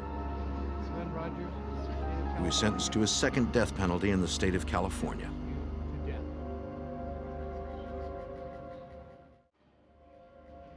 Los Angeles detective Mike Koblenz was impressed by the nationwide partnership of everyone involved in the hunt for Rogers.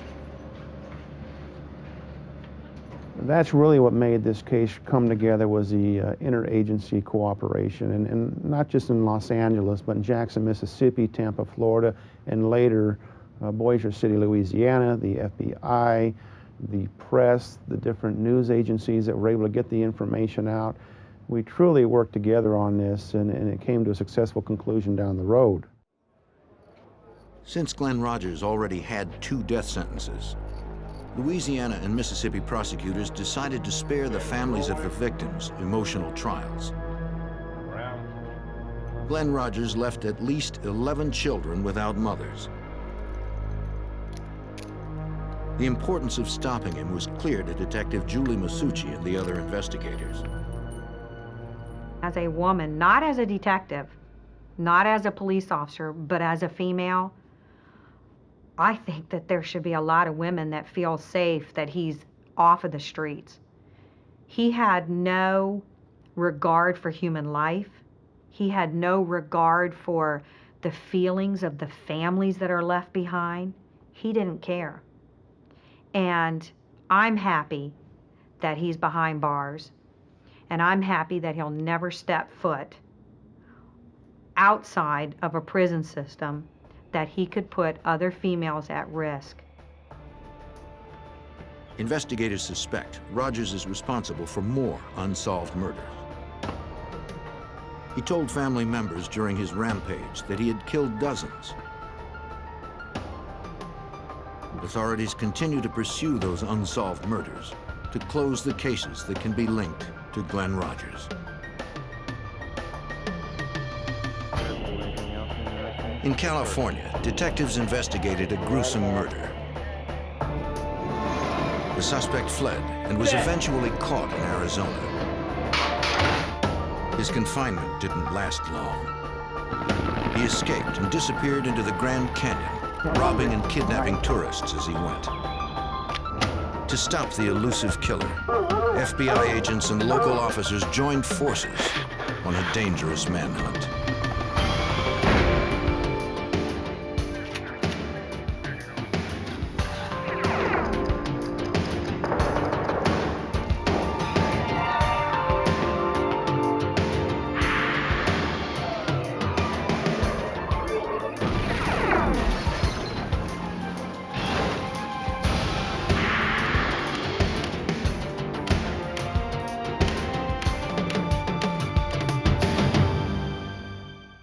A killer was on the loose in one of America's most popular tourist destinations. Armed and desperate, he evaded law enforcement at every turn. As the 4th of July weekend quickly approached, thousands of people became potential targets. I'm Jim Kallstrom, former head of the FBI's New York office.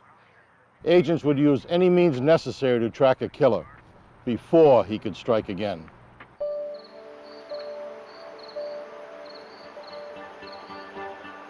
In the early morning hours of September 20th, 1990, a fisherman cast a line into the Burns Cut River near Stockton, California.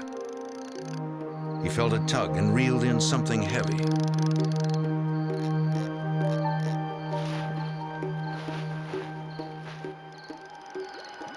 It was a large plastic bag.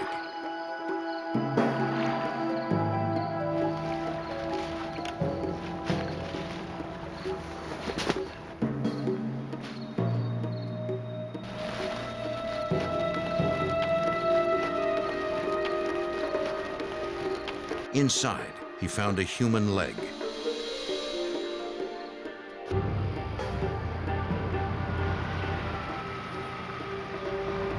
The fisherman called the San Joaquin County Sheriff's Office. Find anything else out there? Deputies responded to the scene immediately. They confirmed the report of human remains and could find no clue as to the victim's identity. The deputies called in Homicide Detective Sergeant Armando Mayoya, who would run the investigation. The search of the river for any other items of evidence and body parts continued through the night and then into the next morning. We were able to get a boat unit out to the river along with a search of the banks by detectives. By first light, the deputies were dragging the river.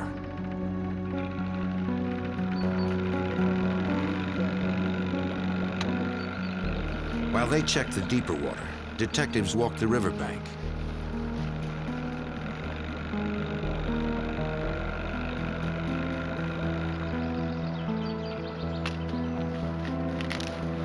It wasn't long before they discovered another plastic bag.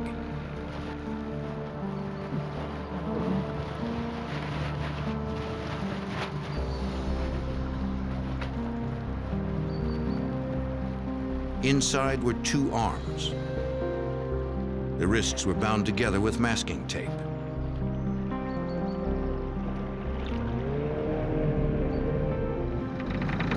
Hold it, hold it.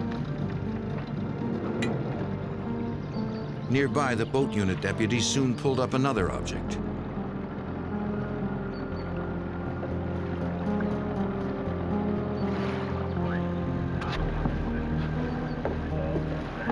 It was a human torso wrapped in a sheet.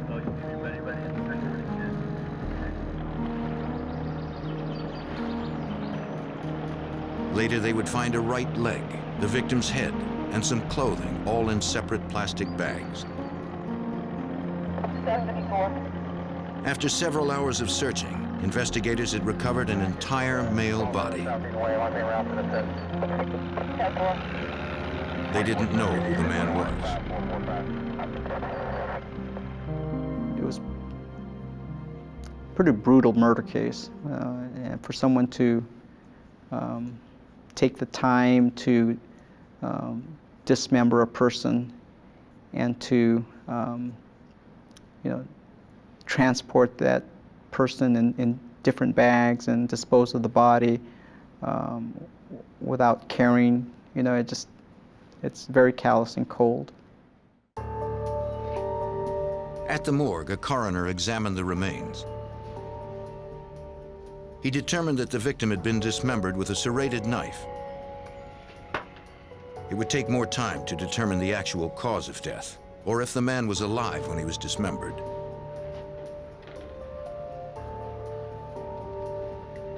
Detectives searched the clothing and found a wallet containing a California driver's license. It belonged to 40-year-old Sam Lee McCullough of Stockton. Police records showed McCullough had a minor arrest record. A fingerprint check confirmed his identity. After informing McCullough's family of his death, detectives got permission to check his house for evidence. Once the victim was identified and we had a name and a location where he lived, we responded to the victim's address. He lived in the 5200 block of East Mariposa Road in South Stockton. They arranged to meet Sam McCullough's girlfriend at his home. Someone is missing? She had reported McCullough missing earlier that day. Since he hadn't called her in several days, she checked McCullough's house and saw that the place was in disarray. Many items were missing, including his white Jeep Cherokee. Also missing were 2 shotguns, a revolver, and a 9mm semi-automatic pistol.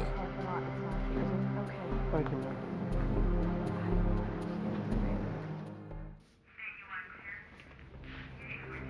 Detectives and deputies examined McCullough's house. Noting footprints on the floor, they conducted an electrostatic search to reveal details of the prints, which appeared to be made by boots. Investigators also recovered latent fingerprints, but none were foreign to the house.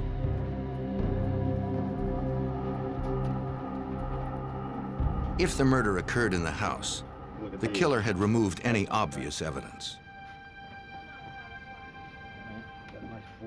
A homicide of this nature, you would expect to find blood just all over the place, stains. The person that was involved in this case took a lot of time to clean and hide his tracks in this case. In the bathroom, a deputy made an important discovery. We were just about ready to leave when we ran a flashlight through the tub area, and we saw a reflection come from the drain area. It looked like the sparkle from a sequin.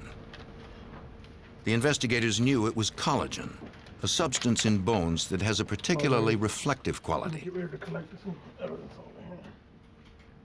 Looking a little deeper into the drain, we found blood, tissue, and bone, and a large amount of hair. And based on that, there was a great probability at that point that the victim had been dismembered in the bathtub of the residence. Keep going over here. Stay closer. Laboratory tests would later match the blood and hair to Sam McCullough. Eventually, the coroner determined McCullough had been dead before he was dismembered. Cause of death was a gunshot wound to the forehead. What caliber do you think it is, Doc? Powder burns indicated he had been shot at point-blank range. The coroner removed the bullet fragments and sent them to the state ballistics lab. Examiners there studied the size, weight, and composition of the fragments, determining that the murder weapon was a .22 caliber rifle. Comparing the fragments to slugs test-fired from sample weapons can identify specific models. California Department of Justice examiners believed the weapon used was probably a Western Field brand rifle.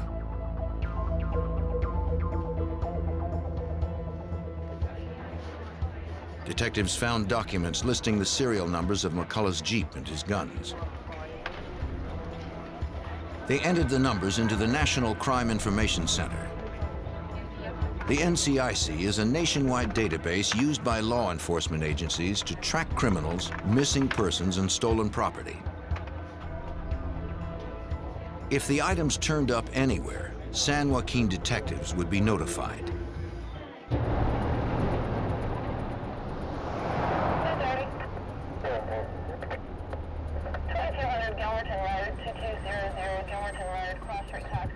Within days, a Stockton police officer discovered the victim's Jeep abandoned several miles from McCullough's house. Yet an examination yielded no additional clues.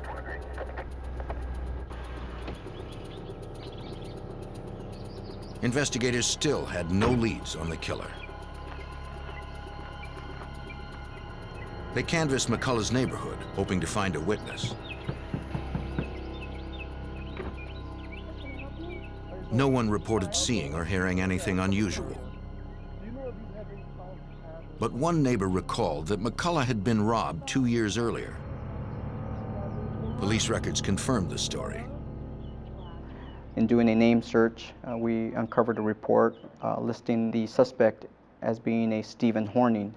In that case, Stephen had apparently, according to the victim, robbed the victim at gunpoint. It was the first solid lead. Stephen Horning wasn't at his last known address, so detectives tracked down his older brother, who was a campus police officer at a nearby college. He told detectives that Stephen was one of 5 brothers and was especially close to one brother, Danny Ray Horning. Stephen and Danny spent a lot of time together.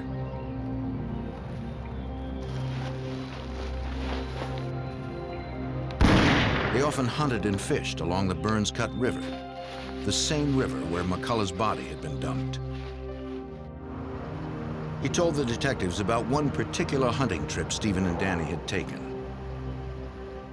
They had shot a deer, brought it home, and butchered the deer in the bathtub of the residence. And that was significant to us, as the victim had been dismembered in the same way. Okay. The eldest Horning brother added another detail familiar to detectives. After butchering the deer, Danny had placed the animal's limbs in black plastic garbage bags. Detectives thought the story had an eerie resemblance to the homicide of Sam McCullough. They asked the brother to identify some clothing found in a bag containing body parts in the Burns Cut River. He said that the black shorts and t-shirt looked like those his brother Danny often wore. Police noted that no one in the Horning family had seen Stephen or Danny since September 19th, the day Sam McCullough was probably killed. The investigation progressed to the point where there was enough probable cause to present the case to a judge, and a search warrant was issued for Stephen and Danny, along with an arrest warrant. On November 20th, 1990, 2 months after the murder, San Joaquin Sheriff's officers returned to the brothers' trailer located behind their parents' house.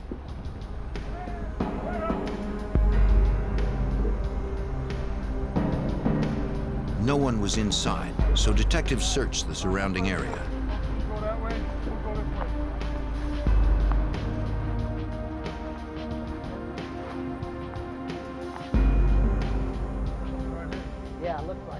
Behind the trailer, they found important evidence. A cut stock and a sawed-off barrel from a rifle. Lab examiners had reported that the weapon used to kill McCullough was probably a Western Field brand .22 caliber rifle. The barrel found in the field next to the suspect's house was a Western Field .22 caliber barrel. The next day, deputies went back to the trailer. One of the brothers, Stephen Horning, was there. He was arrested and charged with murder. The second suspect, Stephen's brother Danny Ray Horning, was nowhere to be found. Sit down here, watch your head.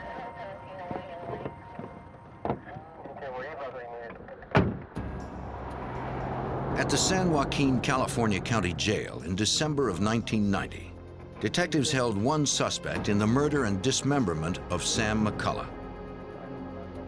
Stephen Horning had been arrested after a month-long investigation, but detectives needed more evidence to hold him. His brother, Danny Ray Horning, was also wanted but had fled the area. Stephen swore he had nothing to do with the murder and said he didn't know where Danny was. Since Stephen wouldn't help them locate Danny, the investigators turned to the Horning's father for answers. Mr. Horning offered valuable information regarding the possible murder weapon to Detective Sergeant Armando Mayoya. After speaking with the suspect Danny's father, I learned that that Danny had been seen with a sawed-off .22 rifle. Their father said Danny and Stephen had been behind the trailer when Danny shot a dog with the .22. Then Stephen fired at it with a crossbow. Mr. Horning believed his sons had buried the dog in the field behind the trailer. Investigators searched the Hornings' yard. They noticed one area seemed to be covered with freshly dug earth and began to excavate. The dog was found, and a search of the dog by another detective found a bullet in the brain.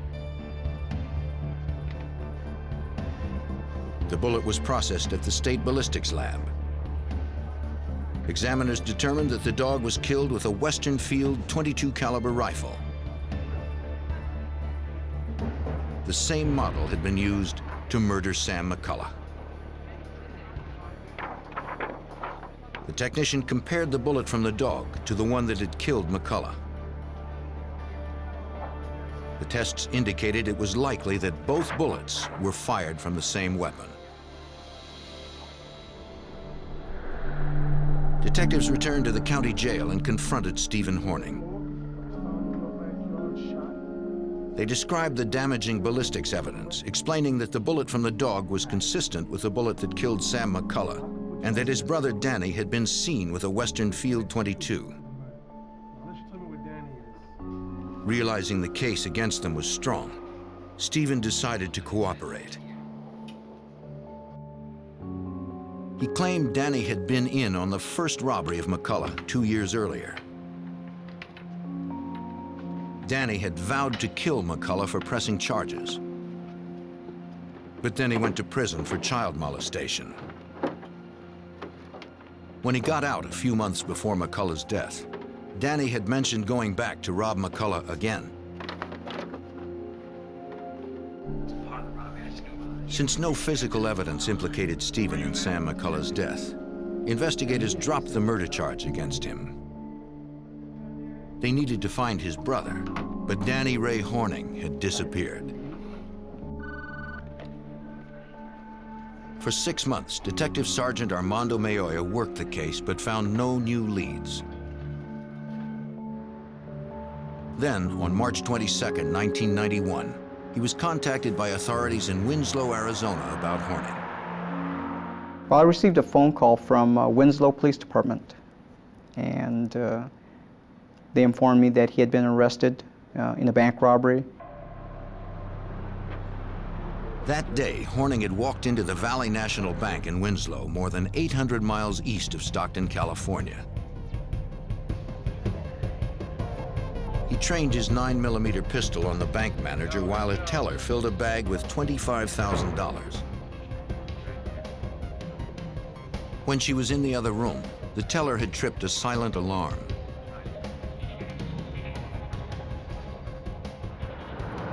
A block away at the Winslow Police Department, Detective Elmer Hassey took the call.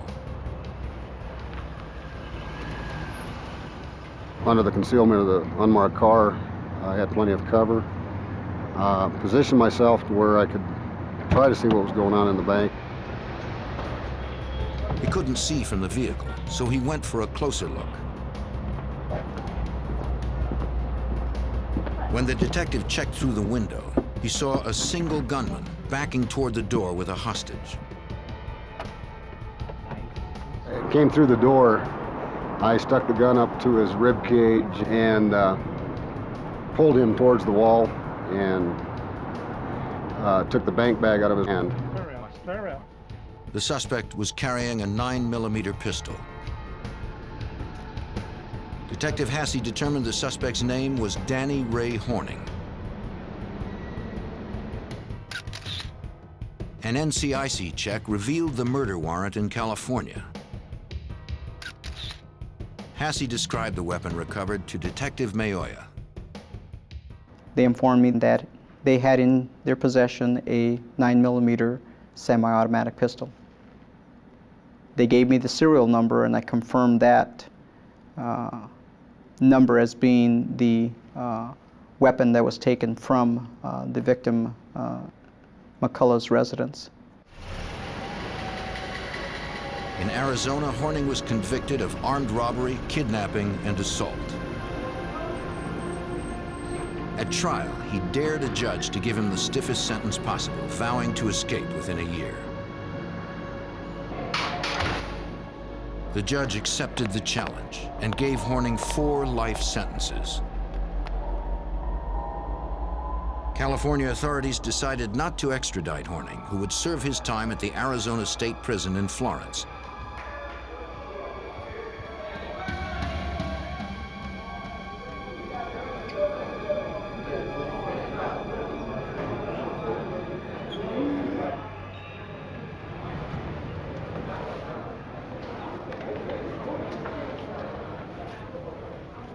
On May 12, 1992, prison officers doing the 4 o'clock head count found that prisoner number 85897 was not in his cell. The prison was locked down and thoroughly searched. But Danny Ray Horning was nowhere to be found. The convicted felon and suspected killer was on the run. On May 12, 1992, outside the Arizona State Prison in Florence, a massive manhunt began for escapee Danny Ray Horning, who had been serving 4 life sentences. Horning was also a suspect in a gruesome dismemberment in California. Arizona Department of Corrections fugitive investigator Doug Schuster helped organize the search. We have a lot of expert trackers, dogs, vehicles, equipment. The plan was to track him and apprehend him. We were planning to sight him, pick up a trail, follow him with dogs, horses, men, and locate him. Law enforcement teams from local, state, and federal agencies responded outside the prison. But Horning had disappeared from the immediate area.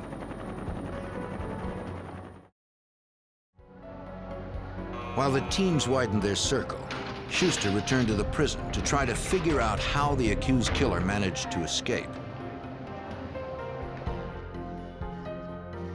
Prison officials contacted the FBI to assist in the investigation.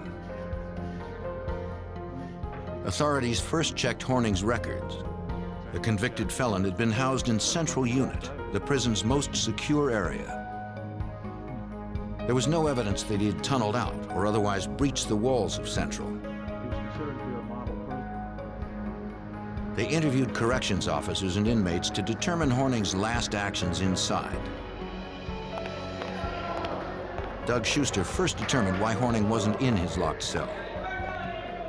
At any given time, not all inmates are locked in a cell. Some are out at work sites, some are working in the kitchen, some are working here and there. So you have a portion of your inmates that are supposed to be in their cells. Another portion would be accounted for via an out count sheet.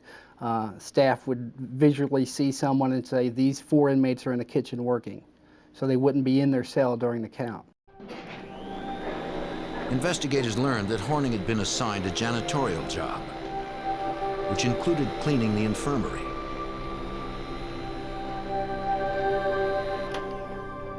This gave him access to medical uniforms.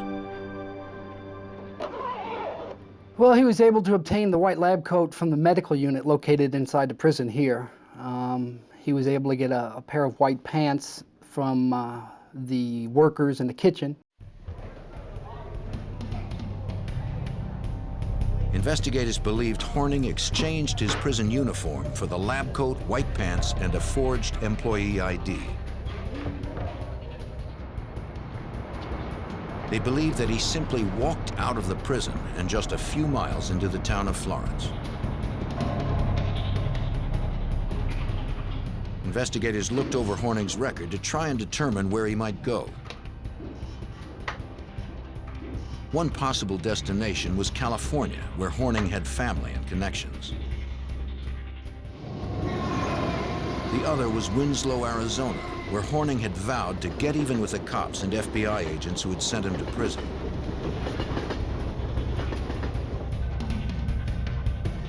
Special Agent Keith Tolhurst of the FBI's Phoenix field office joined the investigation. Are you going up there with him? Are you going to take dog teams up there? He would work closely with the Department of Corrections to stop Horning before he struck again. The information from the prison told us that they believed he was going to rob some more banks and then go to Winslow and try to kill either the Valley National Bank people that he robbed the bank from or kill the agents. So we believed he was going to head that direction. The agent examined the items left in Horning's cell. They would be sent to profilers at the FBI Academy in Quantico, Virginia. We started getting involved with our behavioral science unit as well to see if they could profile this guy to find out whether he's the type of individual that would carry out his threats. And basically it came back later that it looked like he would be able, or at least capable, of carrying out those kind of threats. If Horning was willing to kill FBI agents, no one was safe. The first solid lead in the hunt for Horning came 3 days after his escape. On May 15th, Pinal County Sheriff's deputies responded to a ranch house 15 miles west of the prison.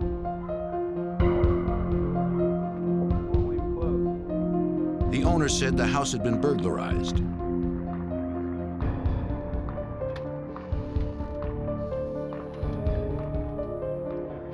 He said clothes, a pair of binoculars, and food were taken from his house.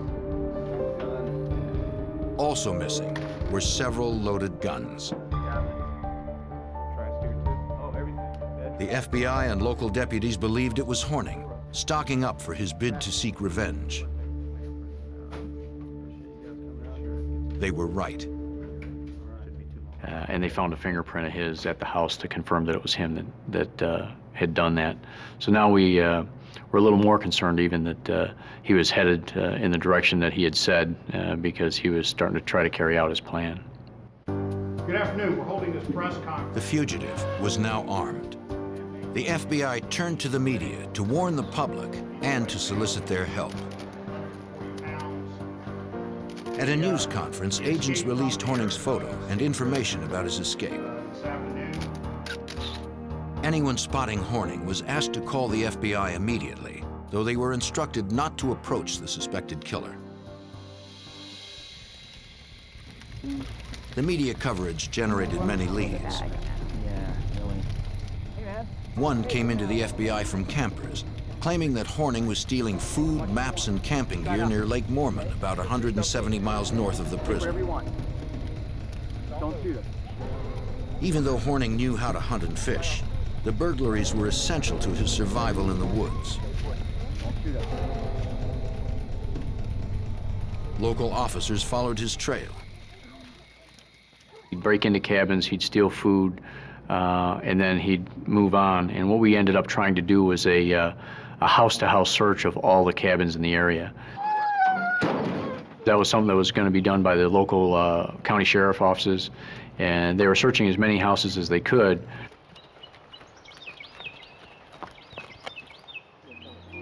Horning was getting closer to the Grand Canyon National Park. The summer tourist season was beginning, which meant thousands of people would be in danger. They had to find him before anyone got hurt. Based on Horning's trail north, fugitive response teams from the Arizona Department of Corrections and Sheriff's Departments focused their search in Coconino County.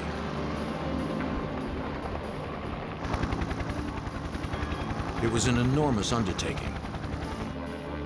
Coconino County consists of over 18,000 acres of woods and difficult terrain.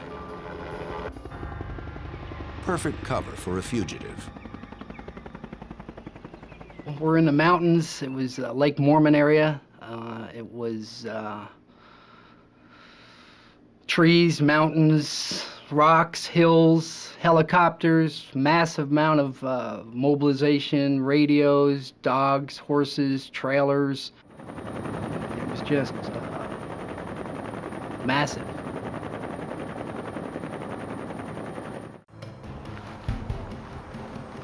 On June 3, 1992, a National Forest Service officer was patrolling a campground in Coconino County. The officer spotted Horning walking out of a wooded area. It was too dangerous for a lone officer to follow the armed killer into the forest.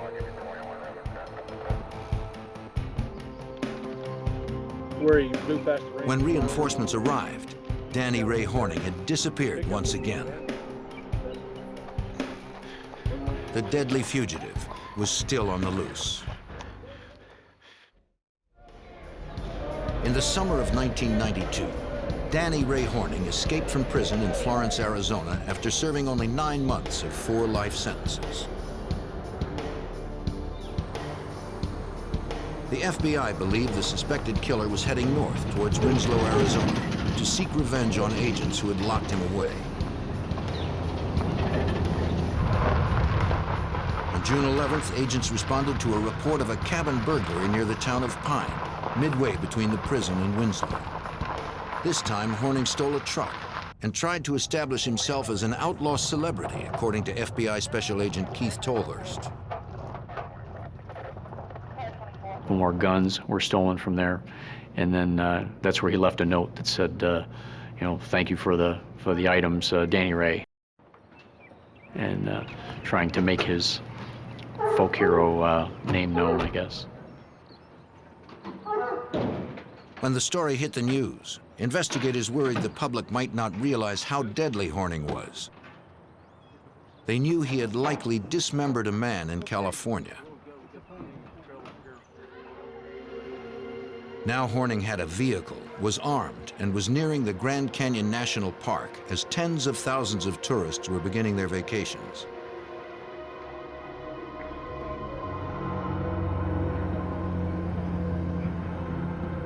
For 10 days, no new sightings came in. With the truck, he might have been hundreds of miles away already.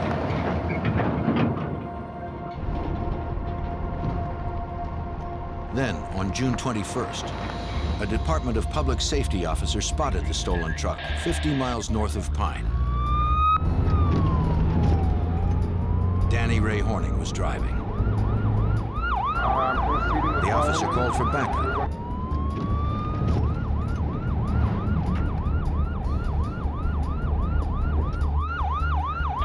Before other officers could respond, Horning jumped from the truck, then fled on foot into the now familiar cover of the woods. FBI agents responded immediately. In the truck, they found another note signed by Horning. It looks like he left in a hurry and left that. Pine, Arizona is again up in a wooded area in northern Arizona, and it's along the path. If you're going from Florence up to Pine, he's almost to Winslow. So he's getting a lot closer to the area that we were concerned about.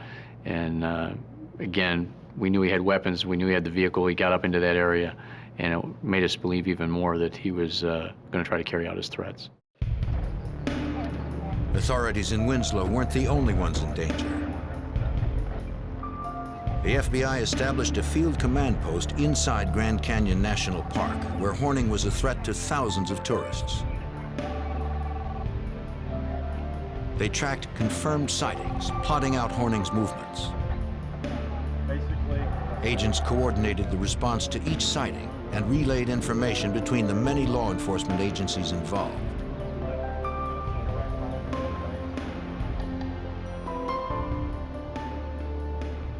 The territory being searched was vast, and Horning was moving quickly.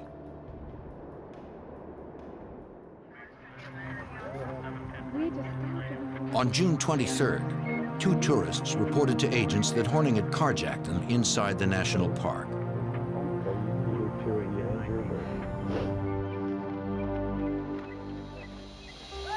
The couple said they were in a parking lot the day before when Horning commandeered their car at gunpoint. He demanded that they drive him to the canyon's rim.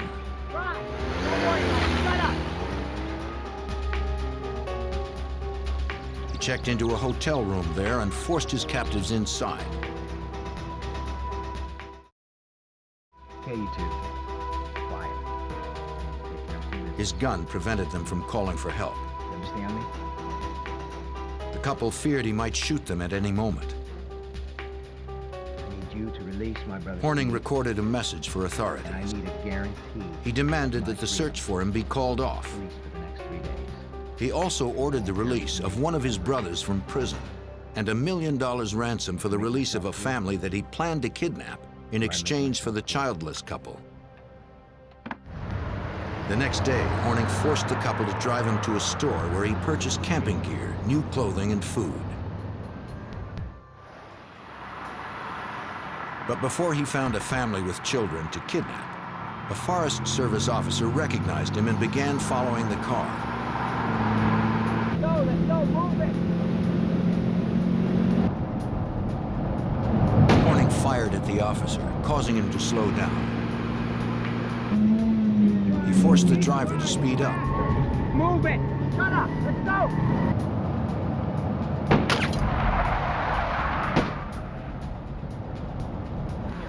When he had gained some distance, Horning ordered the car stopped. Thanks.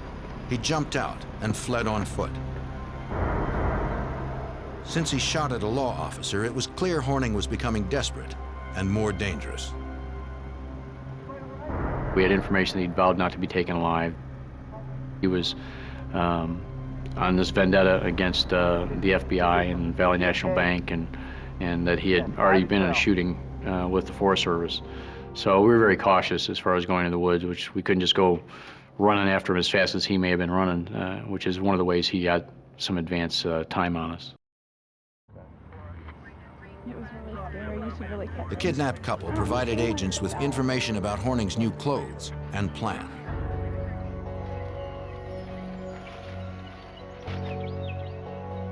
Once again, armed search parties scoured the area where Horning was last seen,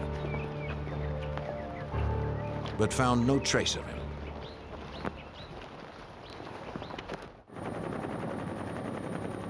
Horning was back on foot and hiding out somewhere in the immense Grand Canyon National Park.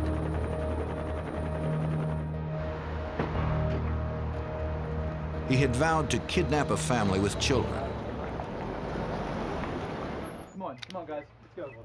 To stop him, the FBI brought in their elite hostage rescue team, known as the HRT. Do that, guys. Do that. The HRT agents blanketed the area, rappelling into the canyon, checking caves and conducting aerial searches.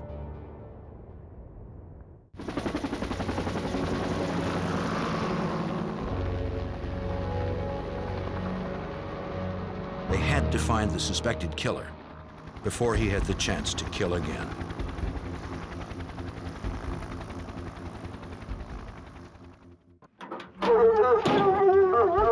Search teams from the FBI, the Arizona Department of Corrections, and local sheriff's departments trailed fugitive Danny Ray Horning through Grand Canyon National Park.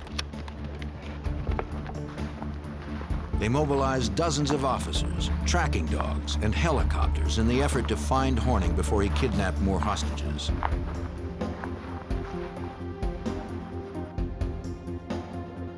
But the accused killer could have been anywhere in the immense park's 1.2 million acres. Because of the danger Horning presented to tourists, the FBI decided to close the Grand Canyon National Park for the July 4th weekend. It was a major undertaking. The holiday is the park's busiest weekend of the year.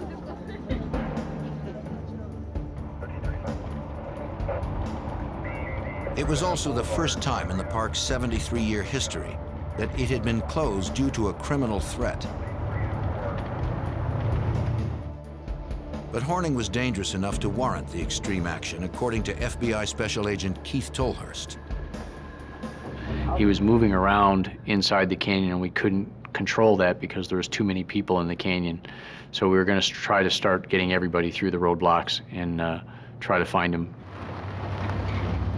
New visitors were turned away, and those already in the park were asked to leave.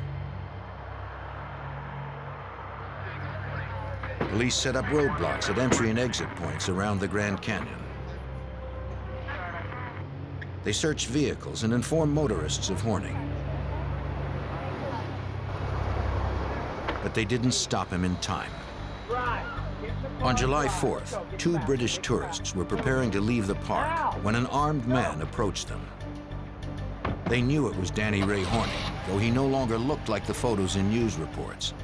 He was much thinner, had blonde hair, and was clean-shaven. Since the park had been locked down, the women were Horning's only way out.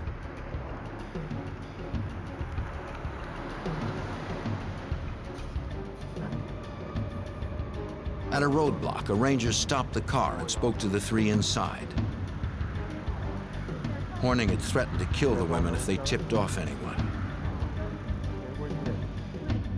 I know you guys all know each other. The kidnapped women had to act calm as Horning sat with a gun trained on them.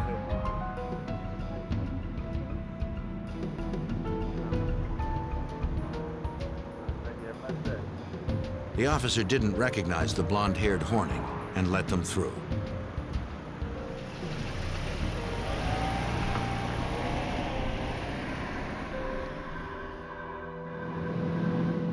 Once they were out of the park, he forced them to drive 60 miles south to Williams, Arizona.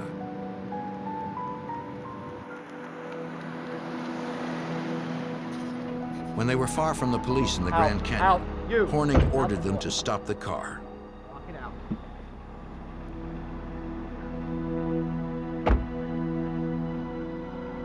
Brandishing his gun, he marched the terrified women into the cover of the woods.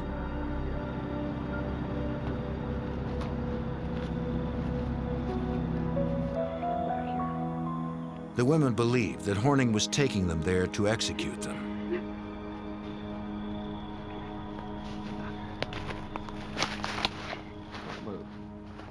To their relief, he left them there, fleeing in their car.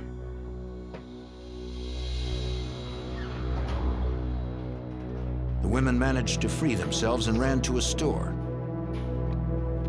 A clerk there called authorities and was told an officer was nearby. The women were badly shaken but unharmed.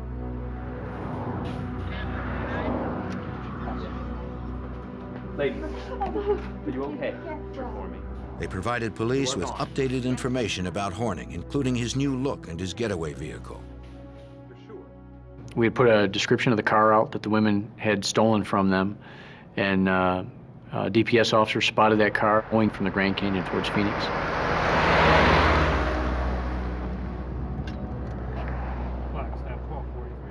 Highway Patrolman Stephen Costello works for the Arizona Department of Safety. When Horning drove past, he began following the armed fugitive.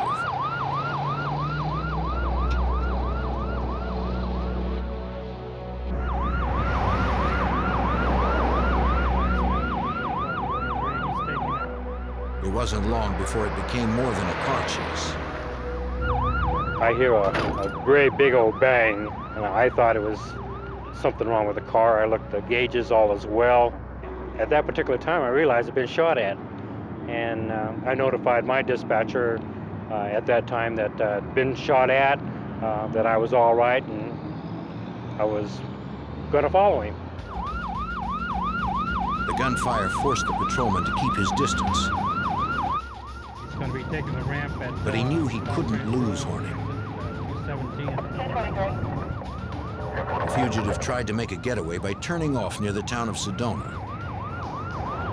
He takes the ramp, and I could see that he slammed on the brakes, and he skids in, and he has a a slight accident is what he did. He hits a sign. I shouted out, you know, you better stop. The shot missed. The officer had orders not to follow Horning into the woods.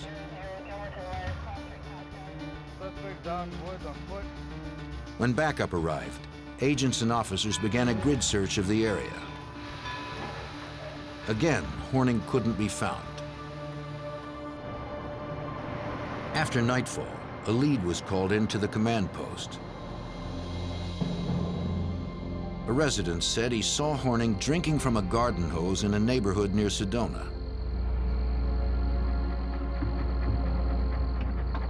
A Border Patrol agent responded to the call. As far as anyone knew, Horning was still armed.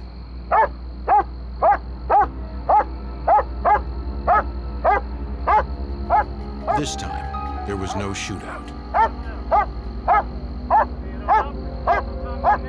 After being relentlessly pursued for 54 days and over hundreds of miles, an exhausted Horning simply gave up.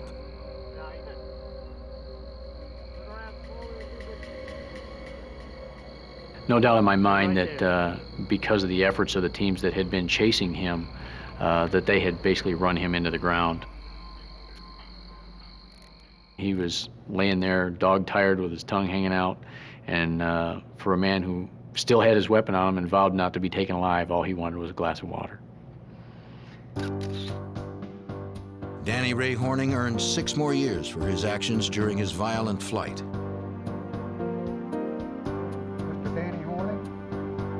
Authorities in California decided to extradite Horning and charge him with the murder of Sam McCullough. His trial began on May 12, 1994.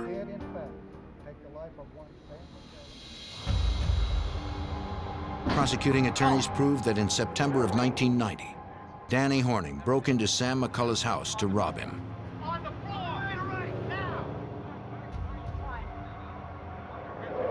Horning was angry that McCullough had pressed charges after an earlier robbery.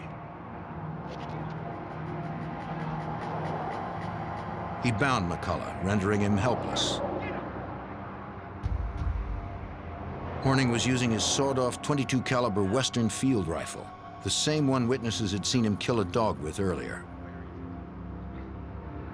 At point-blank range, Horning fired 1 shot at Sam McCullough.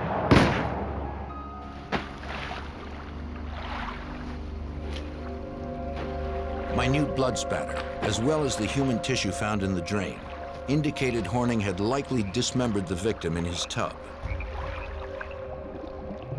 Then he dumped the body parts into the Burns Cut River. On July 15, 1994, about 4 years after the death of Sam McCullough, a California jury found Horning guilty of murder. He was sentenced to death. Danny Ray Horning was sent to San Quentin Prison. He remains locked down in the maximum security of death row. Organized crime tore through the suburbs of Chicago, leaving violence and corruption in its wake. Prominent officials were seduced by greed and power, doing whatever was necessary to protect their interests. Everyone was on the take. FBI search It would warrant. fall on the FBI to weed out the corruption and to find the killer of an innocent woman.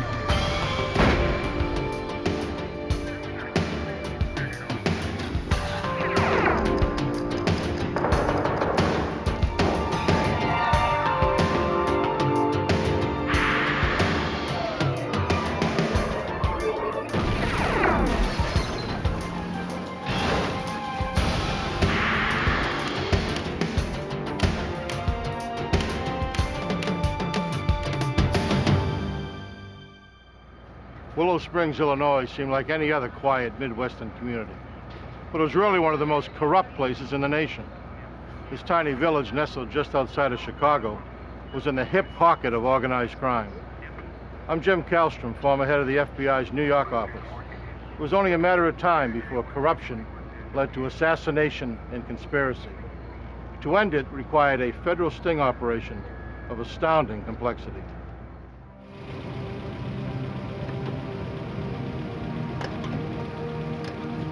The bank of a sanitary canal in a remote industrial area became the site of a gruesome crime.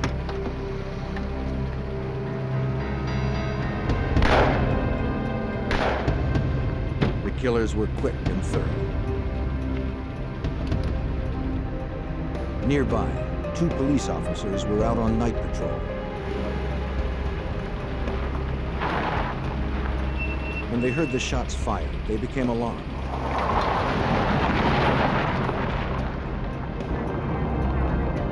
One of the officers drove towards the canal to investigate.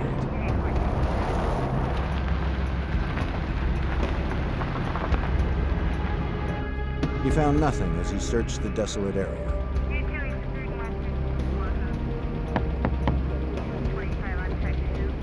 Hey, Chief. Also on the scene was Willow Springs, Illinois Police Chief Michael Corbett. I heard it earlier myself, and I've already checked the area, so He too saw nothing.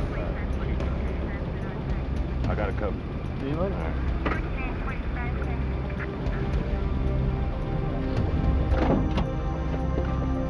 The following day, a prominent local attorney called police to report that his wife was missing. Well, Mr. Masters, we'd like to ask a few questions about your wife. Lieutenant Howard Vanek of the Cook County Sheriff's Department and his partner responded to the call. Attorney Alan Masters said that his wife Diane had been out the night before with colleagues and friends from a local college where she worked. After the meeting, some of the board members would go to a bar. She never came home. There was no sign of her yellow cattle. I believe it He starts said he made around calls 7 trying to o'clock. locate her She was until the same 2 in the one, morning, I honestly don't but finally know gave where up. You know where it's located? For the officers, the information offered little insight. Excuse me a minute.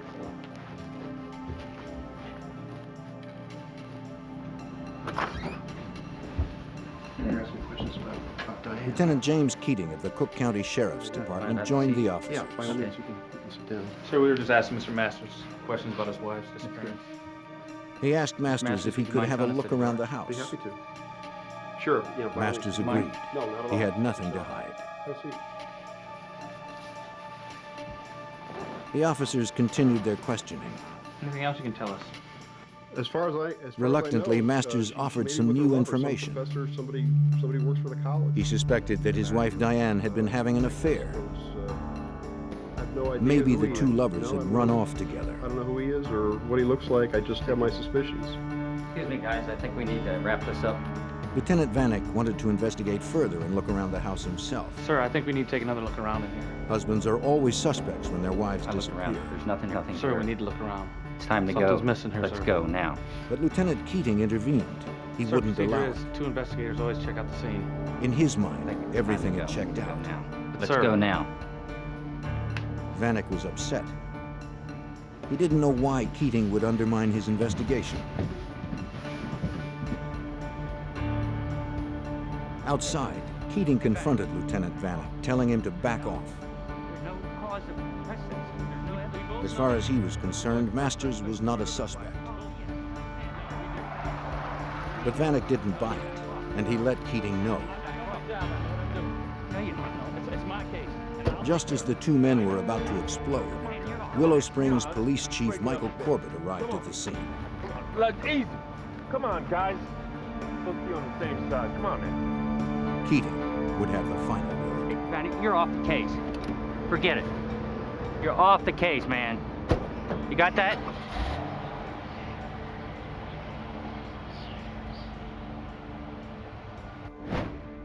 The question still remained, where was Diane Masters? Her disappearance grabbed the media's attention. And Diane, if you would, please come to She had been very active in the local community. Diane had worked hard to help open a shelter for battered women. She was also involved in local politics and sat on the board of the Moraine Valley Community also would like to College. present Diane with this plaque She did not appear to have any enemies. Hard work and her dedication in opening this crisis center, something that is needed desperately in this community. But investigators began uncovering other details. It was reported by Diane's friends that her husband was controlling and abusive,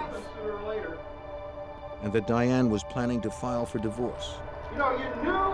Assistant U.S. Attorney Tom Scorza followed the case.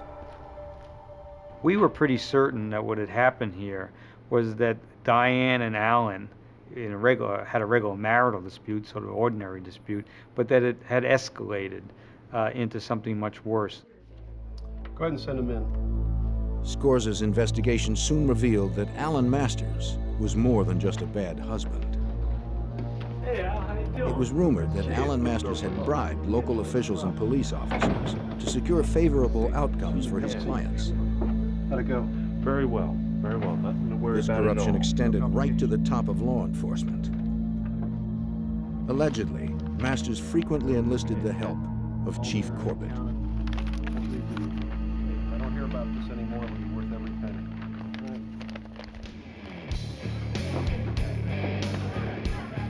It was also rumored that Masters and Chief Corbett were involved in safeguarding some of the Chicago mob's betting and prostitution rings, which were run out of show clubs throughout suburban Cook County. But investigators were focused only on Diane's disappearance. With no evidence and few leads, that investigation stalled.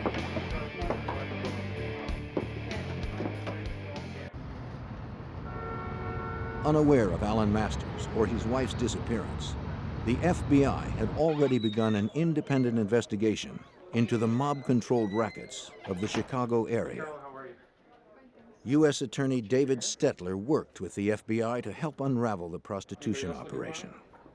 Okay, thanks. At that time, there were a number of topless, bottomless joints that one could go to, and many of them were undercover fronts for prostitution. So you could go in, you could watch the naked girls dancing on the stage, and for a price, you could retreat to the back, either to a booth or a back room, and engage in one form of sexual activity or another with the dancers. The club owners knew that their customers would spend more on drinks and prostitutes if they could use their credit cards. But the patrons were reluctant. They did not want bills arriving at their homes or businesses with charges incurred from nightclubs with seedy names. The club owners found credit card transaction companies that were willing to process the charges using false but respectable business names.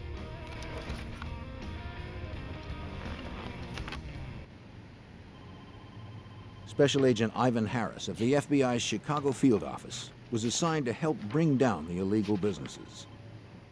The scam was using various companies in order to launder credit cards through their business to make it appear that businessmen were actually eating at a restaurant or using a limousine service to incur the charges, when in fact they were charges for prostitution. Larry Wright was one of the credit card transaction company owners. Wright would pick up the week's transactions from the clubs and process them through his company, National Credit Service, or NCS.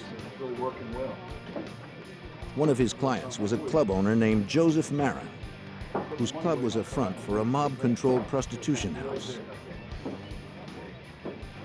Wright wanted to expand his own operations. He approached Marin about setting up an illegal betting club. She's nice. You had a chance to really interview her. Marin was willing to help out the man who made him money. She dances to the group. Wright would first need to pay protection money to local police in order not to be exposed and arrested. You feel pretty confident, Bill? Marin was the man who could arrange that protection. Wright was more than willing to pay. All right.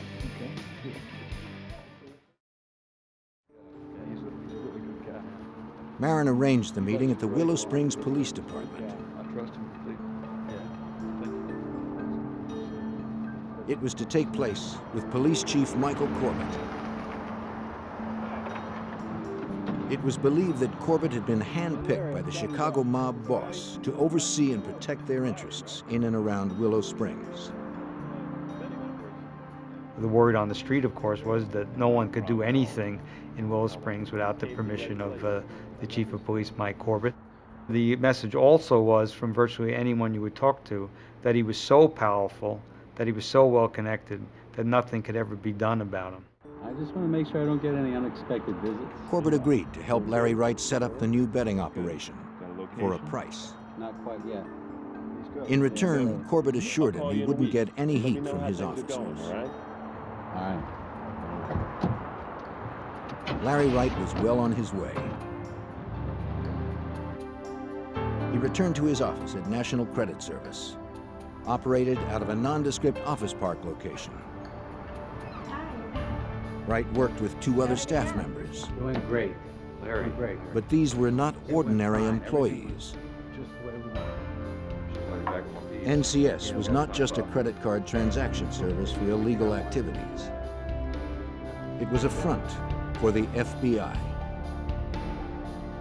Larry Wright was actually undercover Special Agent Larry Damron.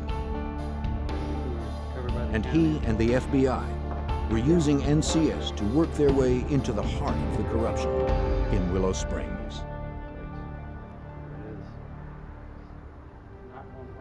While local investigators struggled to unravel the disappearance of a prominent attorney's wife, the FBI had set up an undercover operation in the town of Willow Springs, just outside of Chicago.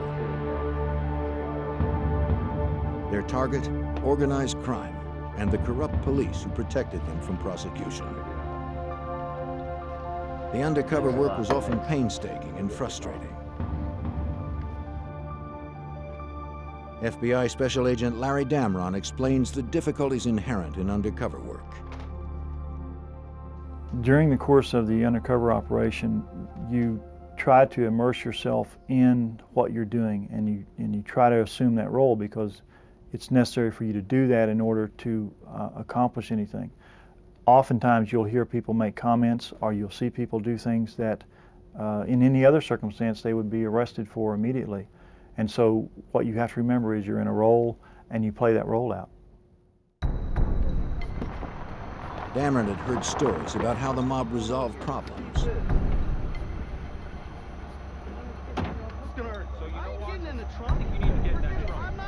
They were swift and violent, and their signature was unmistakable. 2 bullets in the head. There was no room for mistakes.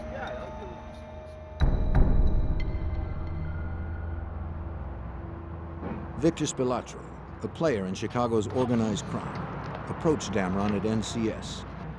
Though Victor himself wielded little power, his brothers held tremendous influence within the mob's hierarchy. Damron was starting to move into the center of the violent Chicago underworld. The Spilatros were one of the best-known names of mobsters in Chicago. The older brother, Tony, was the boss in Las Vegas. He represented the Chicago outfit for their interests in Las Vegas. Had been a prominent figure and had been widely mentioned in the paper as having been involved in murders and extortions and things like that. Agent Damron quickly developed a reputation as an effective businessman in laundering money for mob operations. We got everything back here that you need. All right, you come on back. Sure everything's all right? Spilatro knew of NCS's activities with the local nightclubs. They were under his control. Really appreciate what you're doing for us. Good, everything's going good with the business? Yes, it's going great. Well, that's great. Good. He told Damron he would have to pay him a cut to stay in business. I'm glad you appreciate what we do for you. Okay, well that's really good. Damron had no objection. The level that we had there is we were paying protection to a fairly important aspect of the mob, the Spilatro family. And so that gave us a little bit of status, if you will. But we had absolutely no authority or anything like that in the mob. We were just workers, and our value was we made them money. Agent Damron traveled to a remote hotel where he met with FBI Special Agent Gordon Brooks, who oversaw the undercover operation.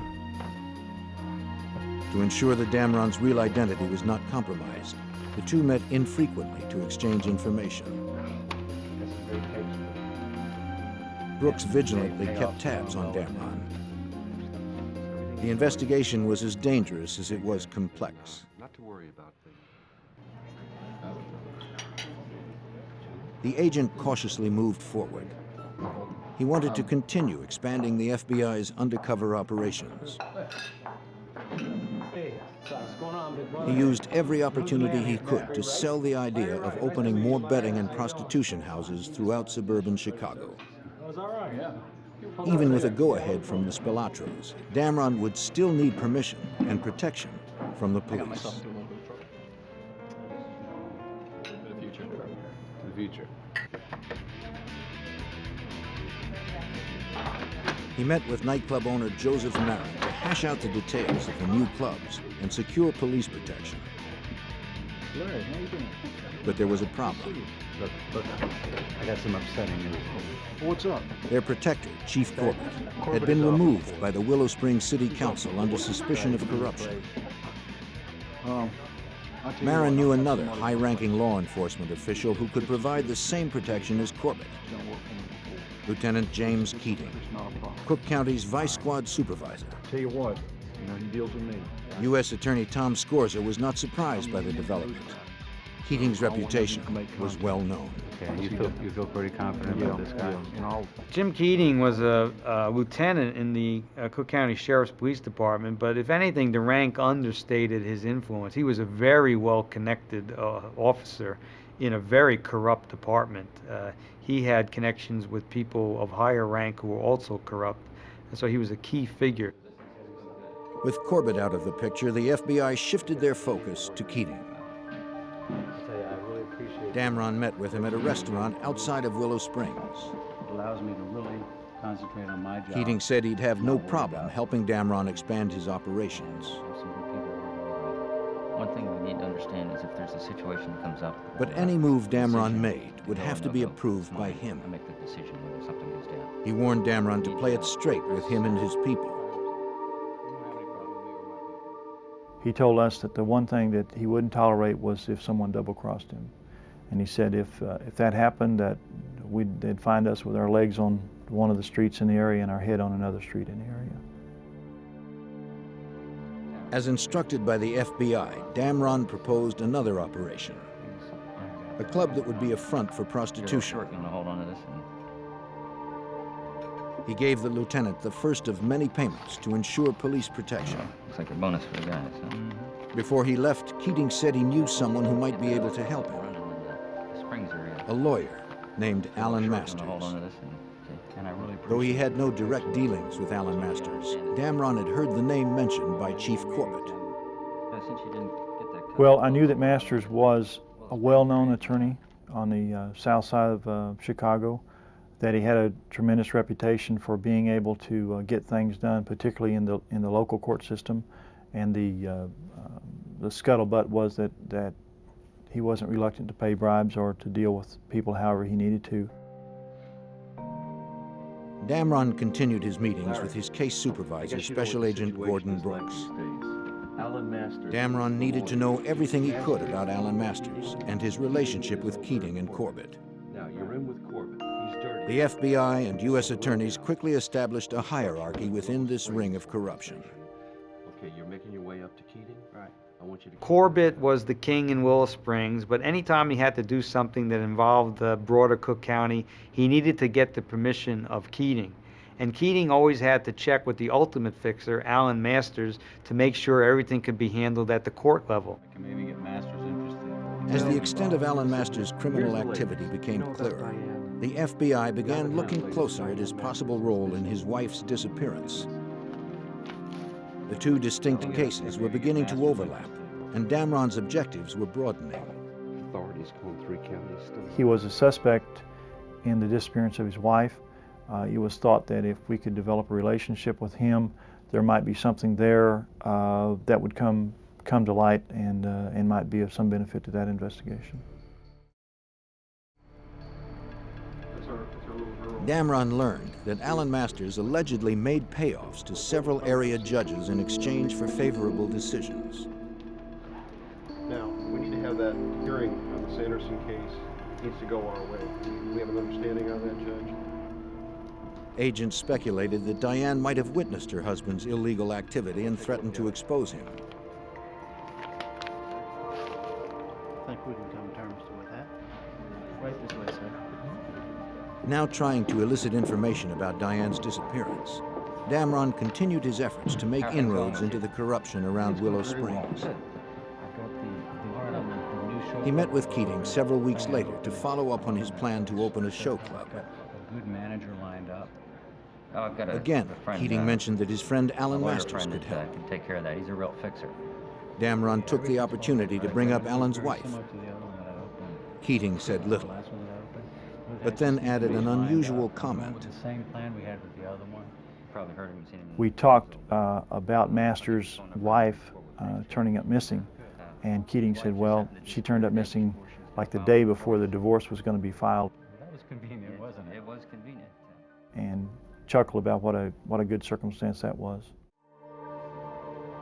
Damron was cautious not to probe too far, fearing that Keating might grow suspicious. You've known this fellow for a long time? Yeah. You've known him for a while. I've worked with him before. Sure, he can do. As the meeting ended, Keating handed over Alan Masters' phone number, saying the lawyer was expecting his You call. won't be implicated. I just need to make lined up. I'm going with the same. He proceeded to set up the meeting with Alan Masters. Hello? Mr. Masters, how are you? This is Larry Wright speaking. The attorney agreed to help push through all the necessary permits and legal documents, which meant bribing officials and securing protection. Yeah, we've been working pretty hard on it for a while now. Well, someone I think it'd be a pretty Masters good suggested location. they get together. Talking about, The meeting was set for the following week, Monday, December 13th. Okay, I'll look forward to meeting you then. I think we can maybe do some business. Okay, thanks. Bye.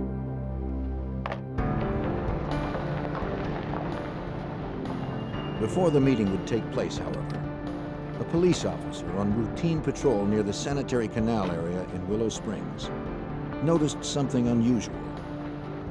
Tire tracks led directly into the canal. He immediately called for assistance. Little did he know that the lid was about to come off the underworld in Willow Springs. Find these trucks out here and mark. While the FBI continued their undercover operation in the Chicago suburb of Willow Springs, an officer out on routine patrol made an alarming discovery. Tire tracks leading directly into the sanitary canal. Police officers and a dive team responded to the site. Overseeing the investigation was James Ross, an honest cop appointed by City Council to replace Michael Corbett as the police chief in Willow Springs. Though Corbett had been ousted from the department, his legacy of corruption remained.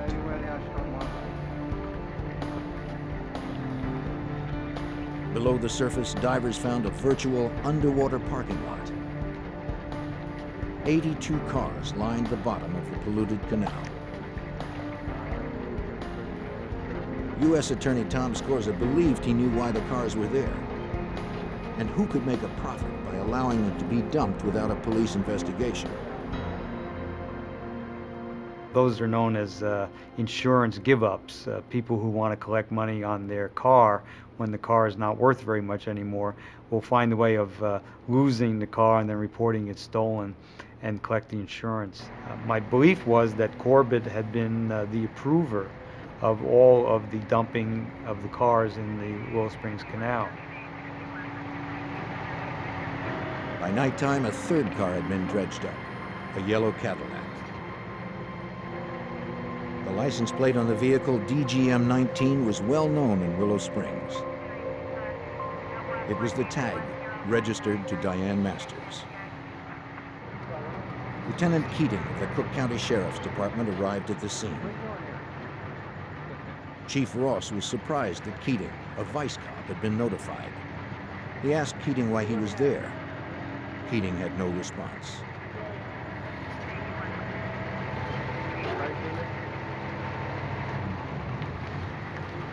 Officers continued examining the Cadillac. When they pried open the trunk, they discovered a decomposed body.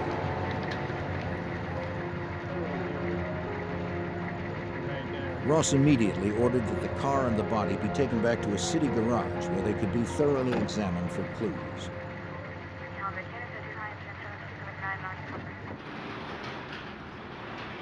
The decision not to use the police garage was well reasoned. Chief Ross knew this case potentially had far-reaching implications, and he couldn't trust his own officers. The fewer people nosing around, the better.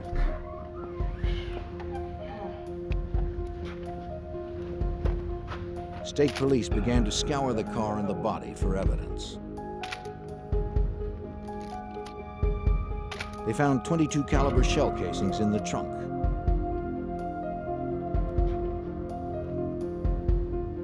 The keys were still in the ignition.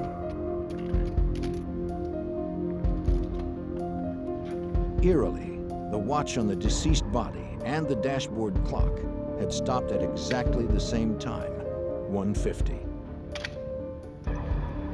They removed the body for further forensic investigation. The forensic team examining the body found the skull had been crushed. They also discovered 2 bullet hole entries in the left cheekbone.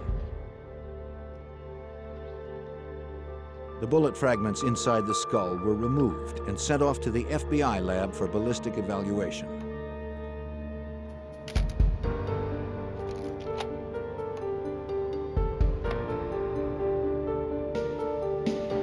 Dental records confirmed what everyone believed.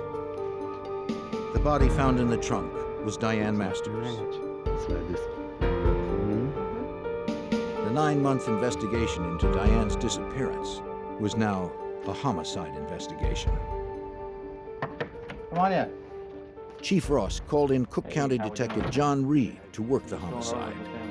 He was to team up with the FBI, who was now taking over the murder investigation. Detective Reed was not to trust even his closest friends in the department. He was told that through the FBI undercover operation run out of NCS, law enforcement officers were being investigated for corruption.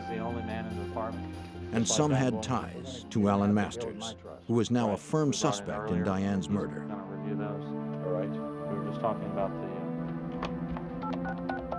As Agent Harris and Detective Reed initiated their murder investigation, Agent Damron continued his undercover operation. We agreed today to set up a time and place for our meeting. He called Alan Masters to confirm their meeting to set up the show club. Jammed. I expect to be in court all day tomorrow. I'm sorry. Well, Masters was evasive and next seemed week's distracted. okay too, if that's okay with you. Maybe we can work something out then. Just give me some time. He canceled the meeting. Okay, thanks, Mr. Wright.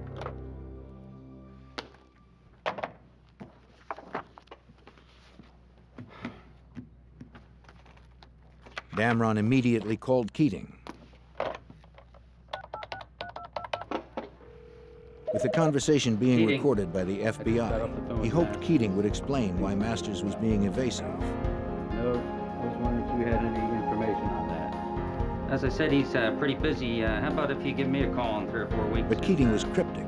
Maybe we can work something out then. He instructed Damron not to bother Masters. He had too many problems to deal with. Okay, bye. The new show club would have to wait.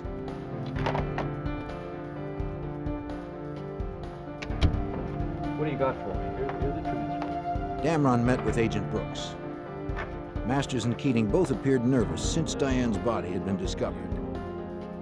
But that was hardly enough evidence to prosecute either of them for murder. Perhaps Damron had overlooked something. He handed over his tape-recorded conversations with Keating. This is gonna nail him. We're gonna get him. Can you play that again, please? Over the next several months, the U.S. Attorney's Office, the Cook County Sheriff's Department, and the FBI began the process of merging the various investigations. All right. Well, The link between them was Alan Masters, Cook County Lieutenant James Keating, and former Willow Springs Police Chief Michael Corbett. If that's the case, you It would fall on prosecutors to begin constructing a case proving that the three men and all of their activities represented an ongoing, organized criminal enterprise. We can get the RICO prosecution happening. And what we had to do in order to prosecute Masters and Corbett and Keating for a collection of their activities, including the homicide, we had to show that they made up a criminal organization, a mini-mafia. Appreciate you meeting with us tonight, Mrs. Capstaff. Well, if you guys don't Detective Reed and Agent Harris's first step was to question Diane's friends who had been with her on the night she disappeared. Okay. You said that you followed her home that night. One of Diane's colleagues, Genevieve Capstaff, had actually followed Diane home that evening after a board meeting. And so I just wanted to see, so I followed her. Capstaff claimed everyone on the Moraine Community College Board who worked with Diane suspected that she was having an affair with an economics professor. She admitted that she wanted to see if the two were going to rendezvous. She followed Diane to her street. When Diane turned to go home, Capstaff continued on. Is there anything else that you can tell me? Further that questioning might have been- revealed that all of the community college board members, including Diane, were given a $100,000 life insurance policy as part of their employment benefits. $100,000. Right, yes, but that only covers... The policy specifically stated that proceeds would be paid if a board member died while traveling to and from board meetings. The policy was void when the board member entered their home. That's all, but... We appreciate your Alan Masters claimed Diane never arrived home that night. He was therefore eligible to collect the insurance money.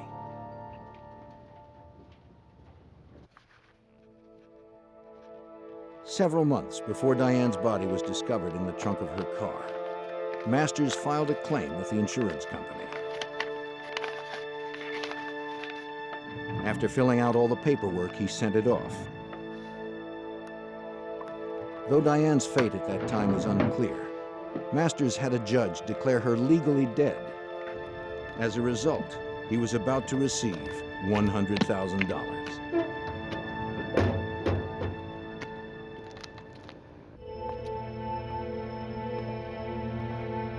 Alan Masters was fast becoming the FBI's prime suspect in the murder of his wife, Diane. Shortly after her body was discovered, investigators learned that he had filed a claim with his wife's insurance company. Within a few months, 2 checks appeared in the amount of $50,000 each. If federal agents and prosecutors could prove Masters was responsible for his wife's death and that he profited from it, it would be one more element that showed that he and his accomplices were involved in an ongoing criminal enterprise. Homicide in a federal racketeering case carries much more jail time than a state charge. As the investigation began to take on a clearer focus, FBI agents working the undercover case received bad news. Listen, we're going to have to move rather quickly on this. The Washington Post had gotten word of the operation. Listen, we're having a bit of a problem. We're almost at the point where we can really make some impact. The Post gave the FBI 3 weeks to wrap it up before running the story. We have some have to be closed down. Is that right? Yeah, something like that. All 16. Agents had no choice but to quickly bring their undercover operations to a close. Here, so please do me a favor. For U.S. Attorney David Stetler, the timing couldn't have been better. The project had run its course, and the bulk of the information anybody was ever going to get had been retrieved, and to make the operation go on longer would have resulted in additional evidence, but it also would have resulted in the evidence that had been gathered becoming more and more stale.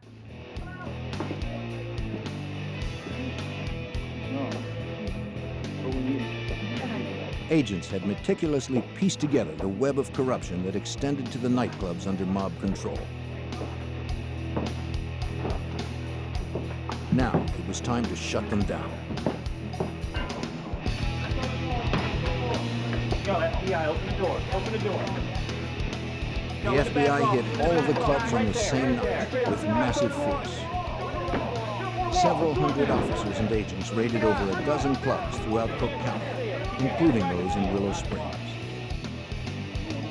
Stay right here. Go on in, Phil. Stay right here. Sit tight. We haven't done anything. All right, hands behind your back. This ain't helping anything.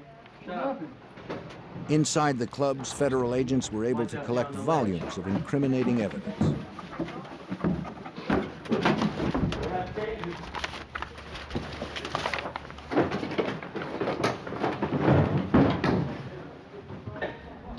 around. Don't worry about it. 55 people were indicted, including club owner Joseph Marin, Tony Spilatro, and his brother Victor. They were prosecuted in both the state and federal courts for extortion, prostitution, bribery, and racketeering. Several deputies from the Cook County Sheriff's Department and officers from the Willow Springs Police Department were also indicted and convicted for protecting these businesses. After 3 years of undercover work, the sting operation was now officially closed. What's your friend's name? For undercover Special Agent Larry Damron, it was finally time to leave the role of Larry Wright. I would say the finish was elation and disappointment at the same time. Disappointment that there were so many opportunities out there to identify other criminal activity. We knew that that it was a good job, that we had gathered tremendous amounts of evidence, and that we had a real insight into some of the criminal activity that was taking place that we hadn't had before. Alan Masters. Local authorities, the FBI, and prosecutors could now focus exclusively on the Diane Masters murder investigation.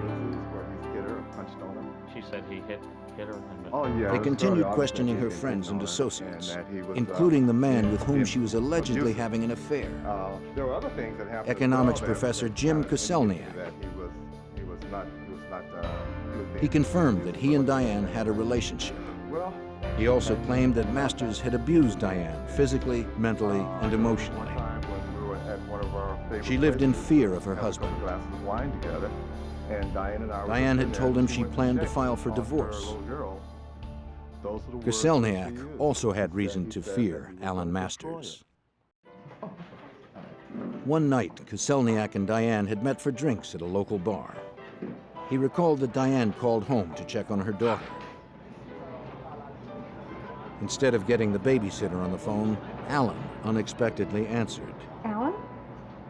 He suspected she was with her lover. I didn't know you were He was in trouble. irate and began to I threaten was her. calling to check on Andra. He vowed to destroy her.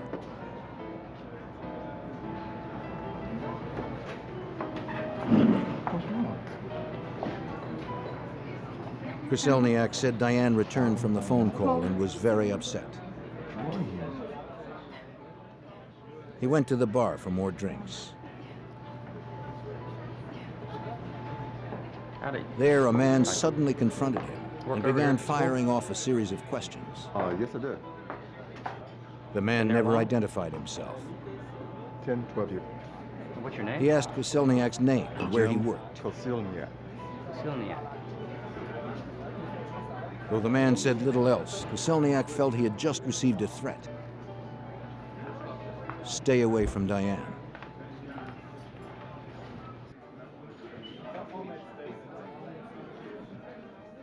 And Koselniak would later recognize the man as Lieutenant James Keating. He said that on the night of Diane's disappearance, she had called him and warned him not to meet her for drinks. So this was an unusual move on her part. They usually got together after her college board meetings. What was the tone of voice? Lately, she had been troubled by Alan's behavior.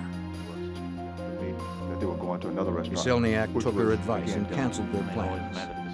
He never saw Diane again. The meeting was always straight to RDG. As a matter of fact, they're on the way now. Agent Harris and Detective Reed continued to develop witnesses. Hey, glad you could come by. They discovered that Masters had hired a private investigator to keep tabs on Diane. That his wife Diane. We subsequently developed a cooperating individual named Ted Nakaza, who was a private investigator with Alan Masters. Masters had requested Ted Nakaza to place a bug on his home telephone number because he suspected his wife Diane was having an affair. I got a few tapes. Hey, what do you guys got for me? Nykaza told investigators the bug was successful in exposing Diane and Koselniak's affair. Good news. Ted Nykaza played back a telephone conversation, captured on tape, where Diane was talking in a highly sexual way with the boyfriend, Jim Koselniak. According to Nykaza, after playing the tape, Alan Masters declared his intention to kill Diane and to get Keating to make it look like an accident. Alan Masters wanted his wife murdered, and he had the resources to get away with it.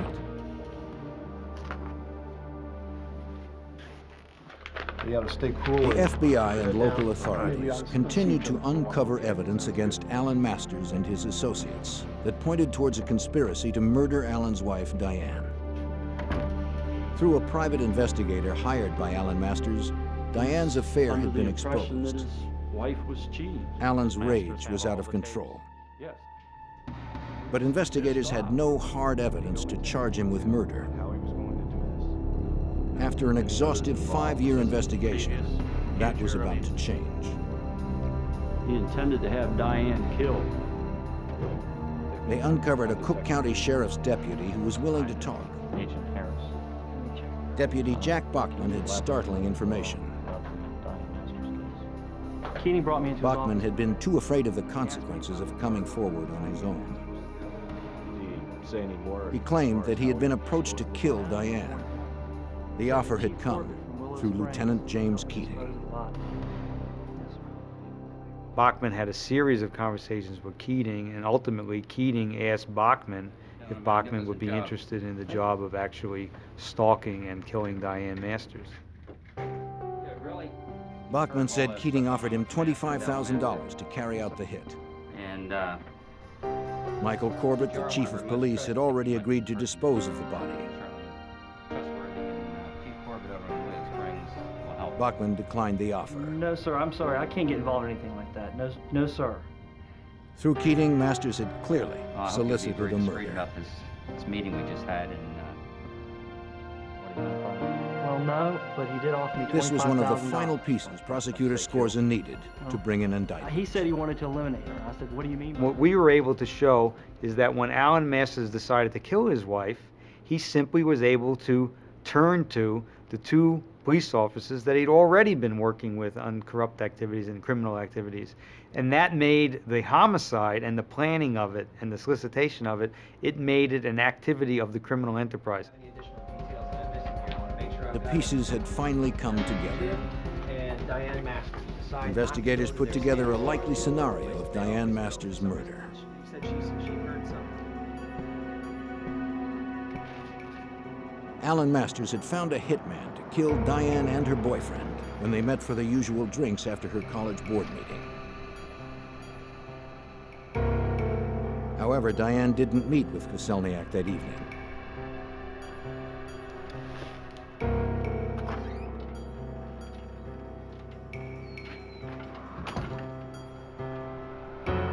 You're home late tonight. Meeting ran late. Furious, Masters took matters into his own hands. Alan Masters was at home babysitting their young daughter. He was setting up his alibi by making long-distance calls all night to prove that he was home. He never expected his wife to walk in the door. She did. She began the process of getting undressed, and he hit her with a blunt instrument, 2 blows to the head. Masters then called Chief Corbett, who came with an unknown accomplice to dispose of the body. They dumped Diane's body in the trunk of her Cadillac. Corbett then drove away with the accomplice following him.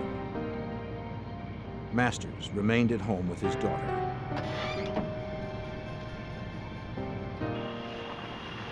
They drove to the remote sanitary canal.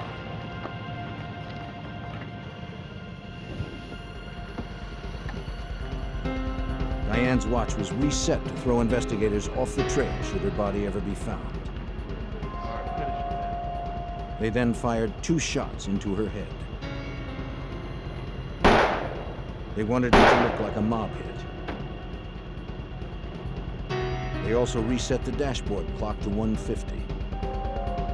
Alan Masters made sure that he was on the phone at the time to corroborate his alibi. Corbett and the accomplice dumped the Cadillac into the canal.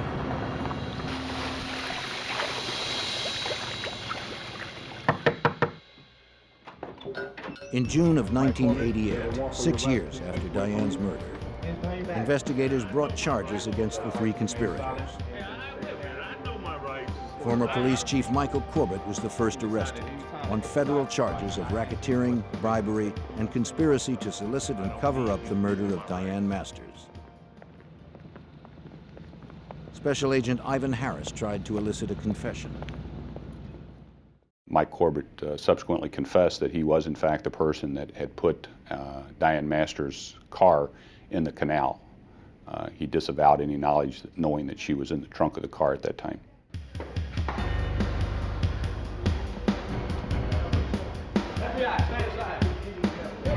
Cook County Lieutenant James Keating was arrested next on the same federal charges. He too denied involvement in Diane's murder.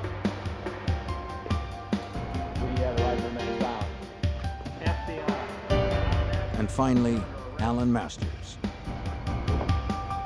In addition to racketeering and bribery, the indictment against Alan Masters charged that he planned, solicited, and aided and abetted the murder of his wife. If you wish one. Prosecutors would not have enough hard evidence to charge any of the conspirators with the actual murder of Diane. Prosecutor Tom Scorza was able to successfully tie all of their criminal activities together for the jury. Masters was convicted on all counts. Collecting the $100,000 insurance money after having his wife murdered also made him guilty of mail fraud. He received a total of 40 years, effectively, to the end of his life. Former Chief Michael Corbett received 20 years. James Keating was convicted and sentenced to over 30 years. The Masters case was special in my experience because there was no one single piece of evidence proving guilt. What there were 1,000 little pieces that made a mosaic. That was made the case intriguing. It made it very difficult to present. It made it a challenge to present to the jury, but it made a terrific story because in the end the jury could see how one little piece from over here and one little piece from over there made a picture, and the picture was a plot among three fellows who had been involved in a lot of criminal activity to do their ultimate criminal act, murder Diane Masters. Watch yourself. The undercover investigation that Agent Damron oversaw, and the work of several other FBI agents, exposed a deeply rooted corruption throughout Cook County and brought it to its ultimate demise.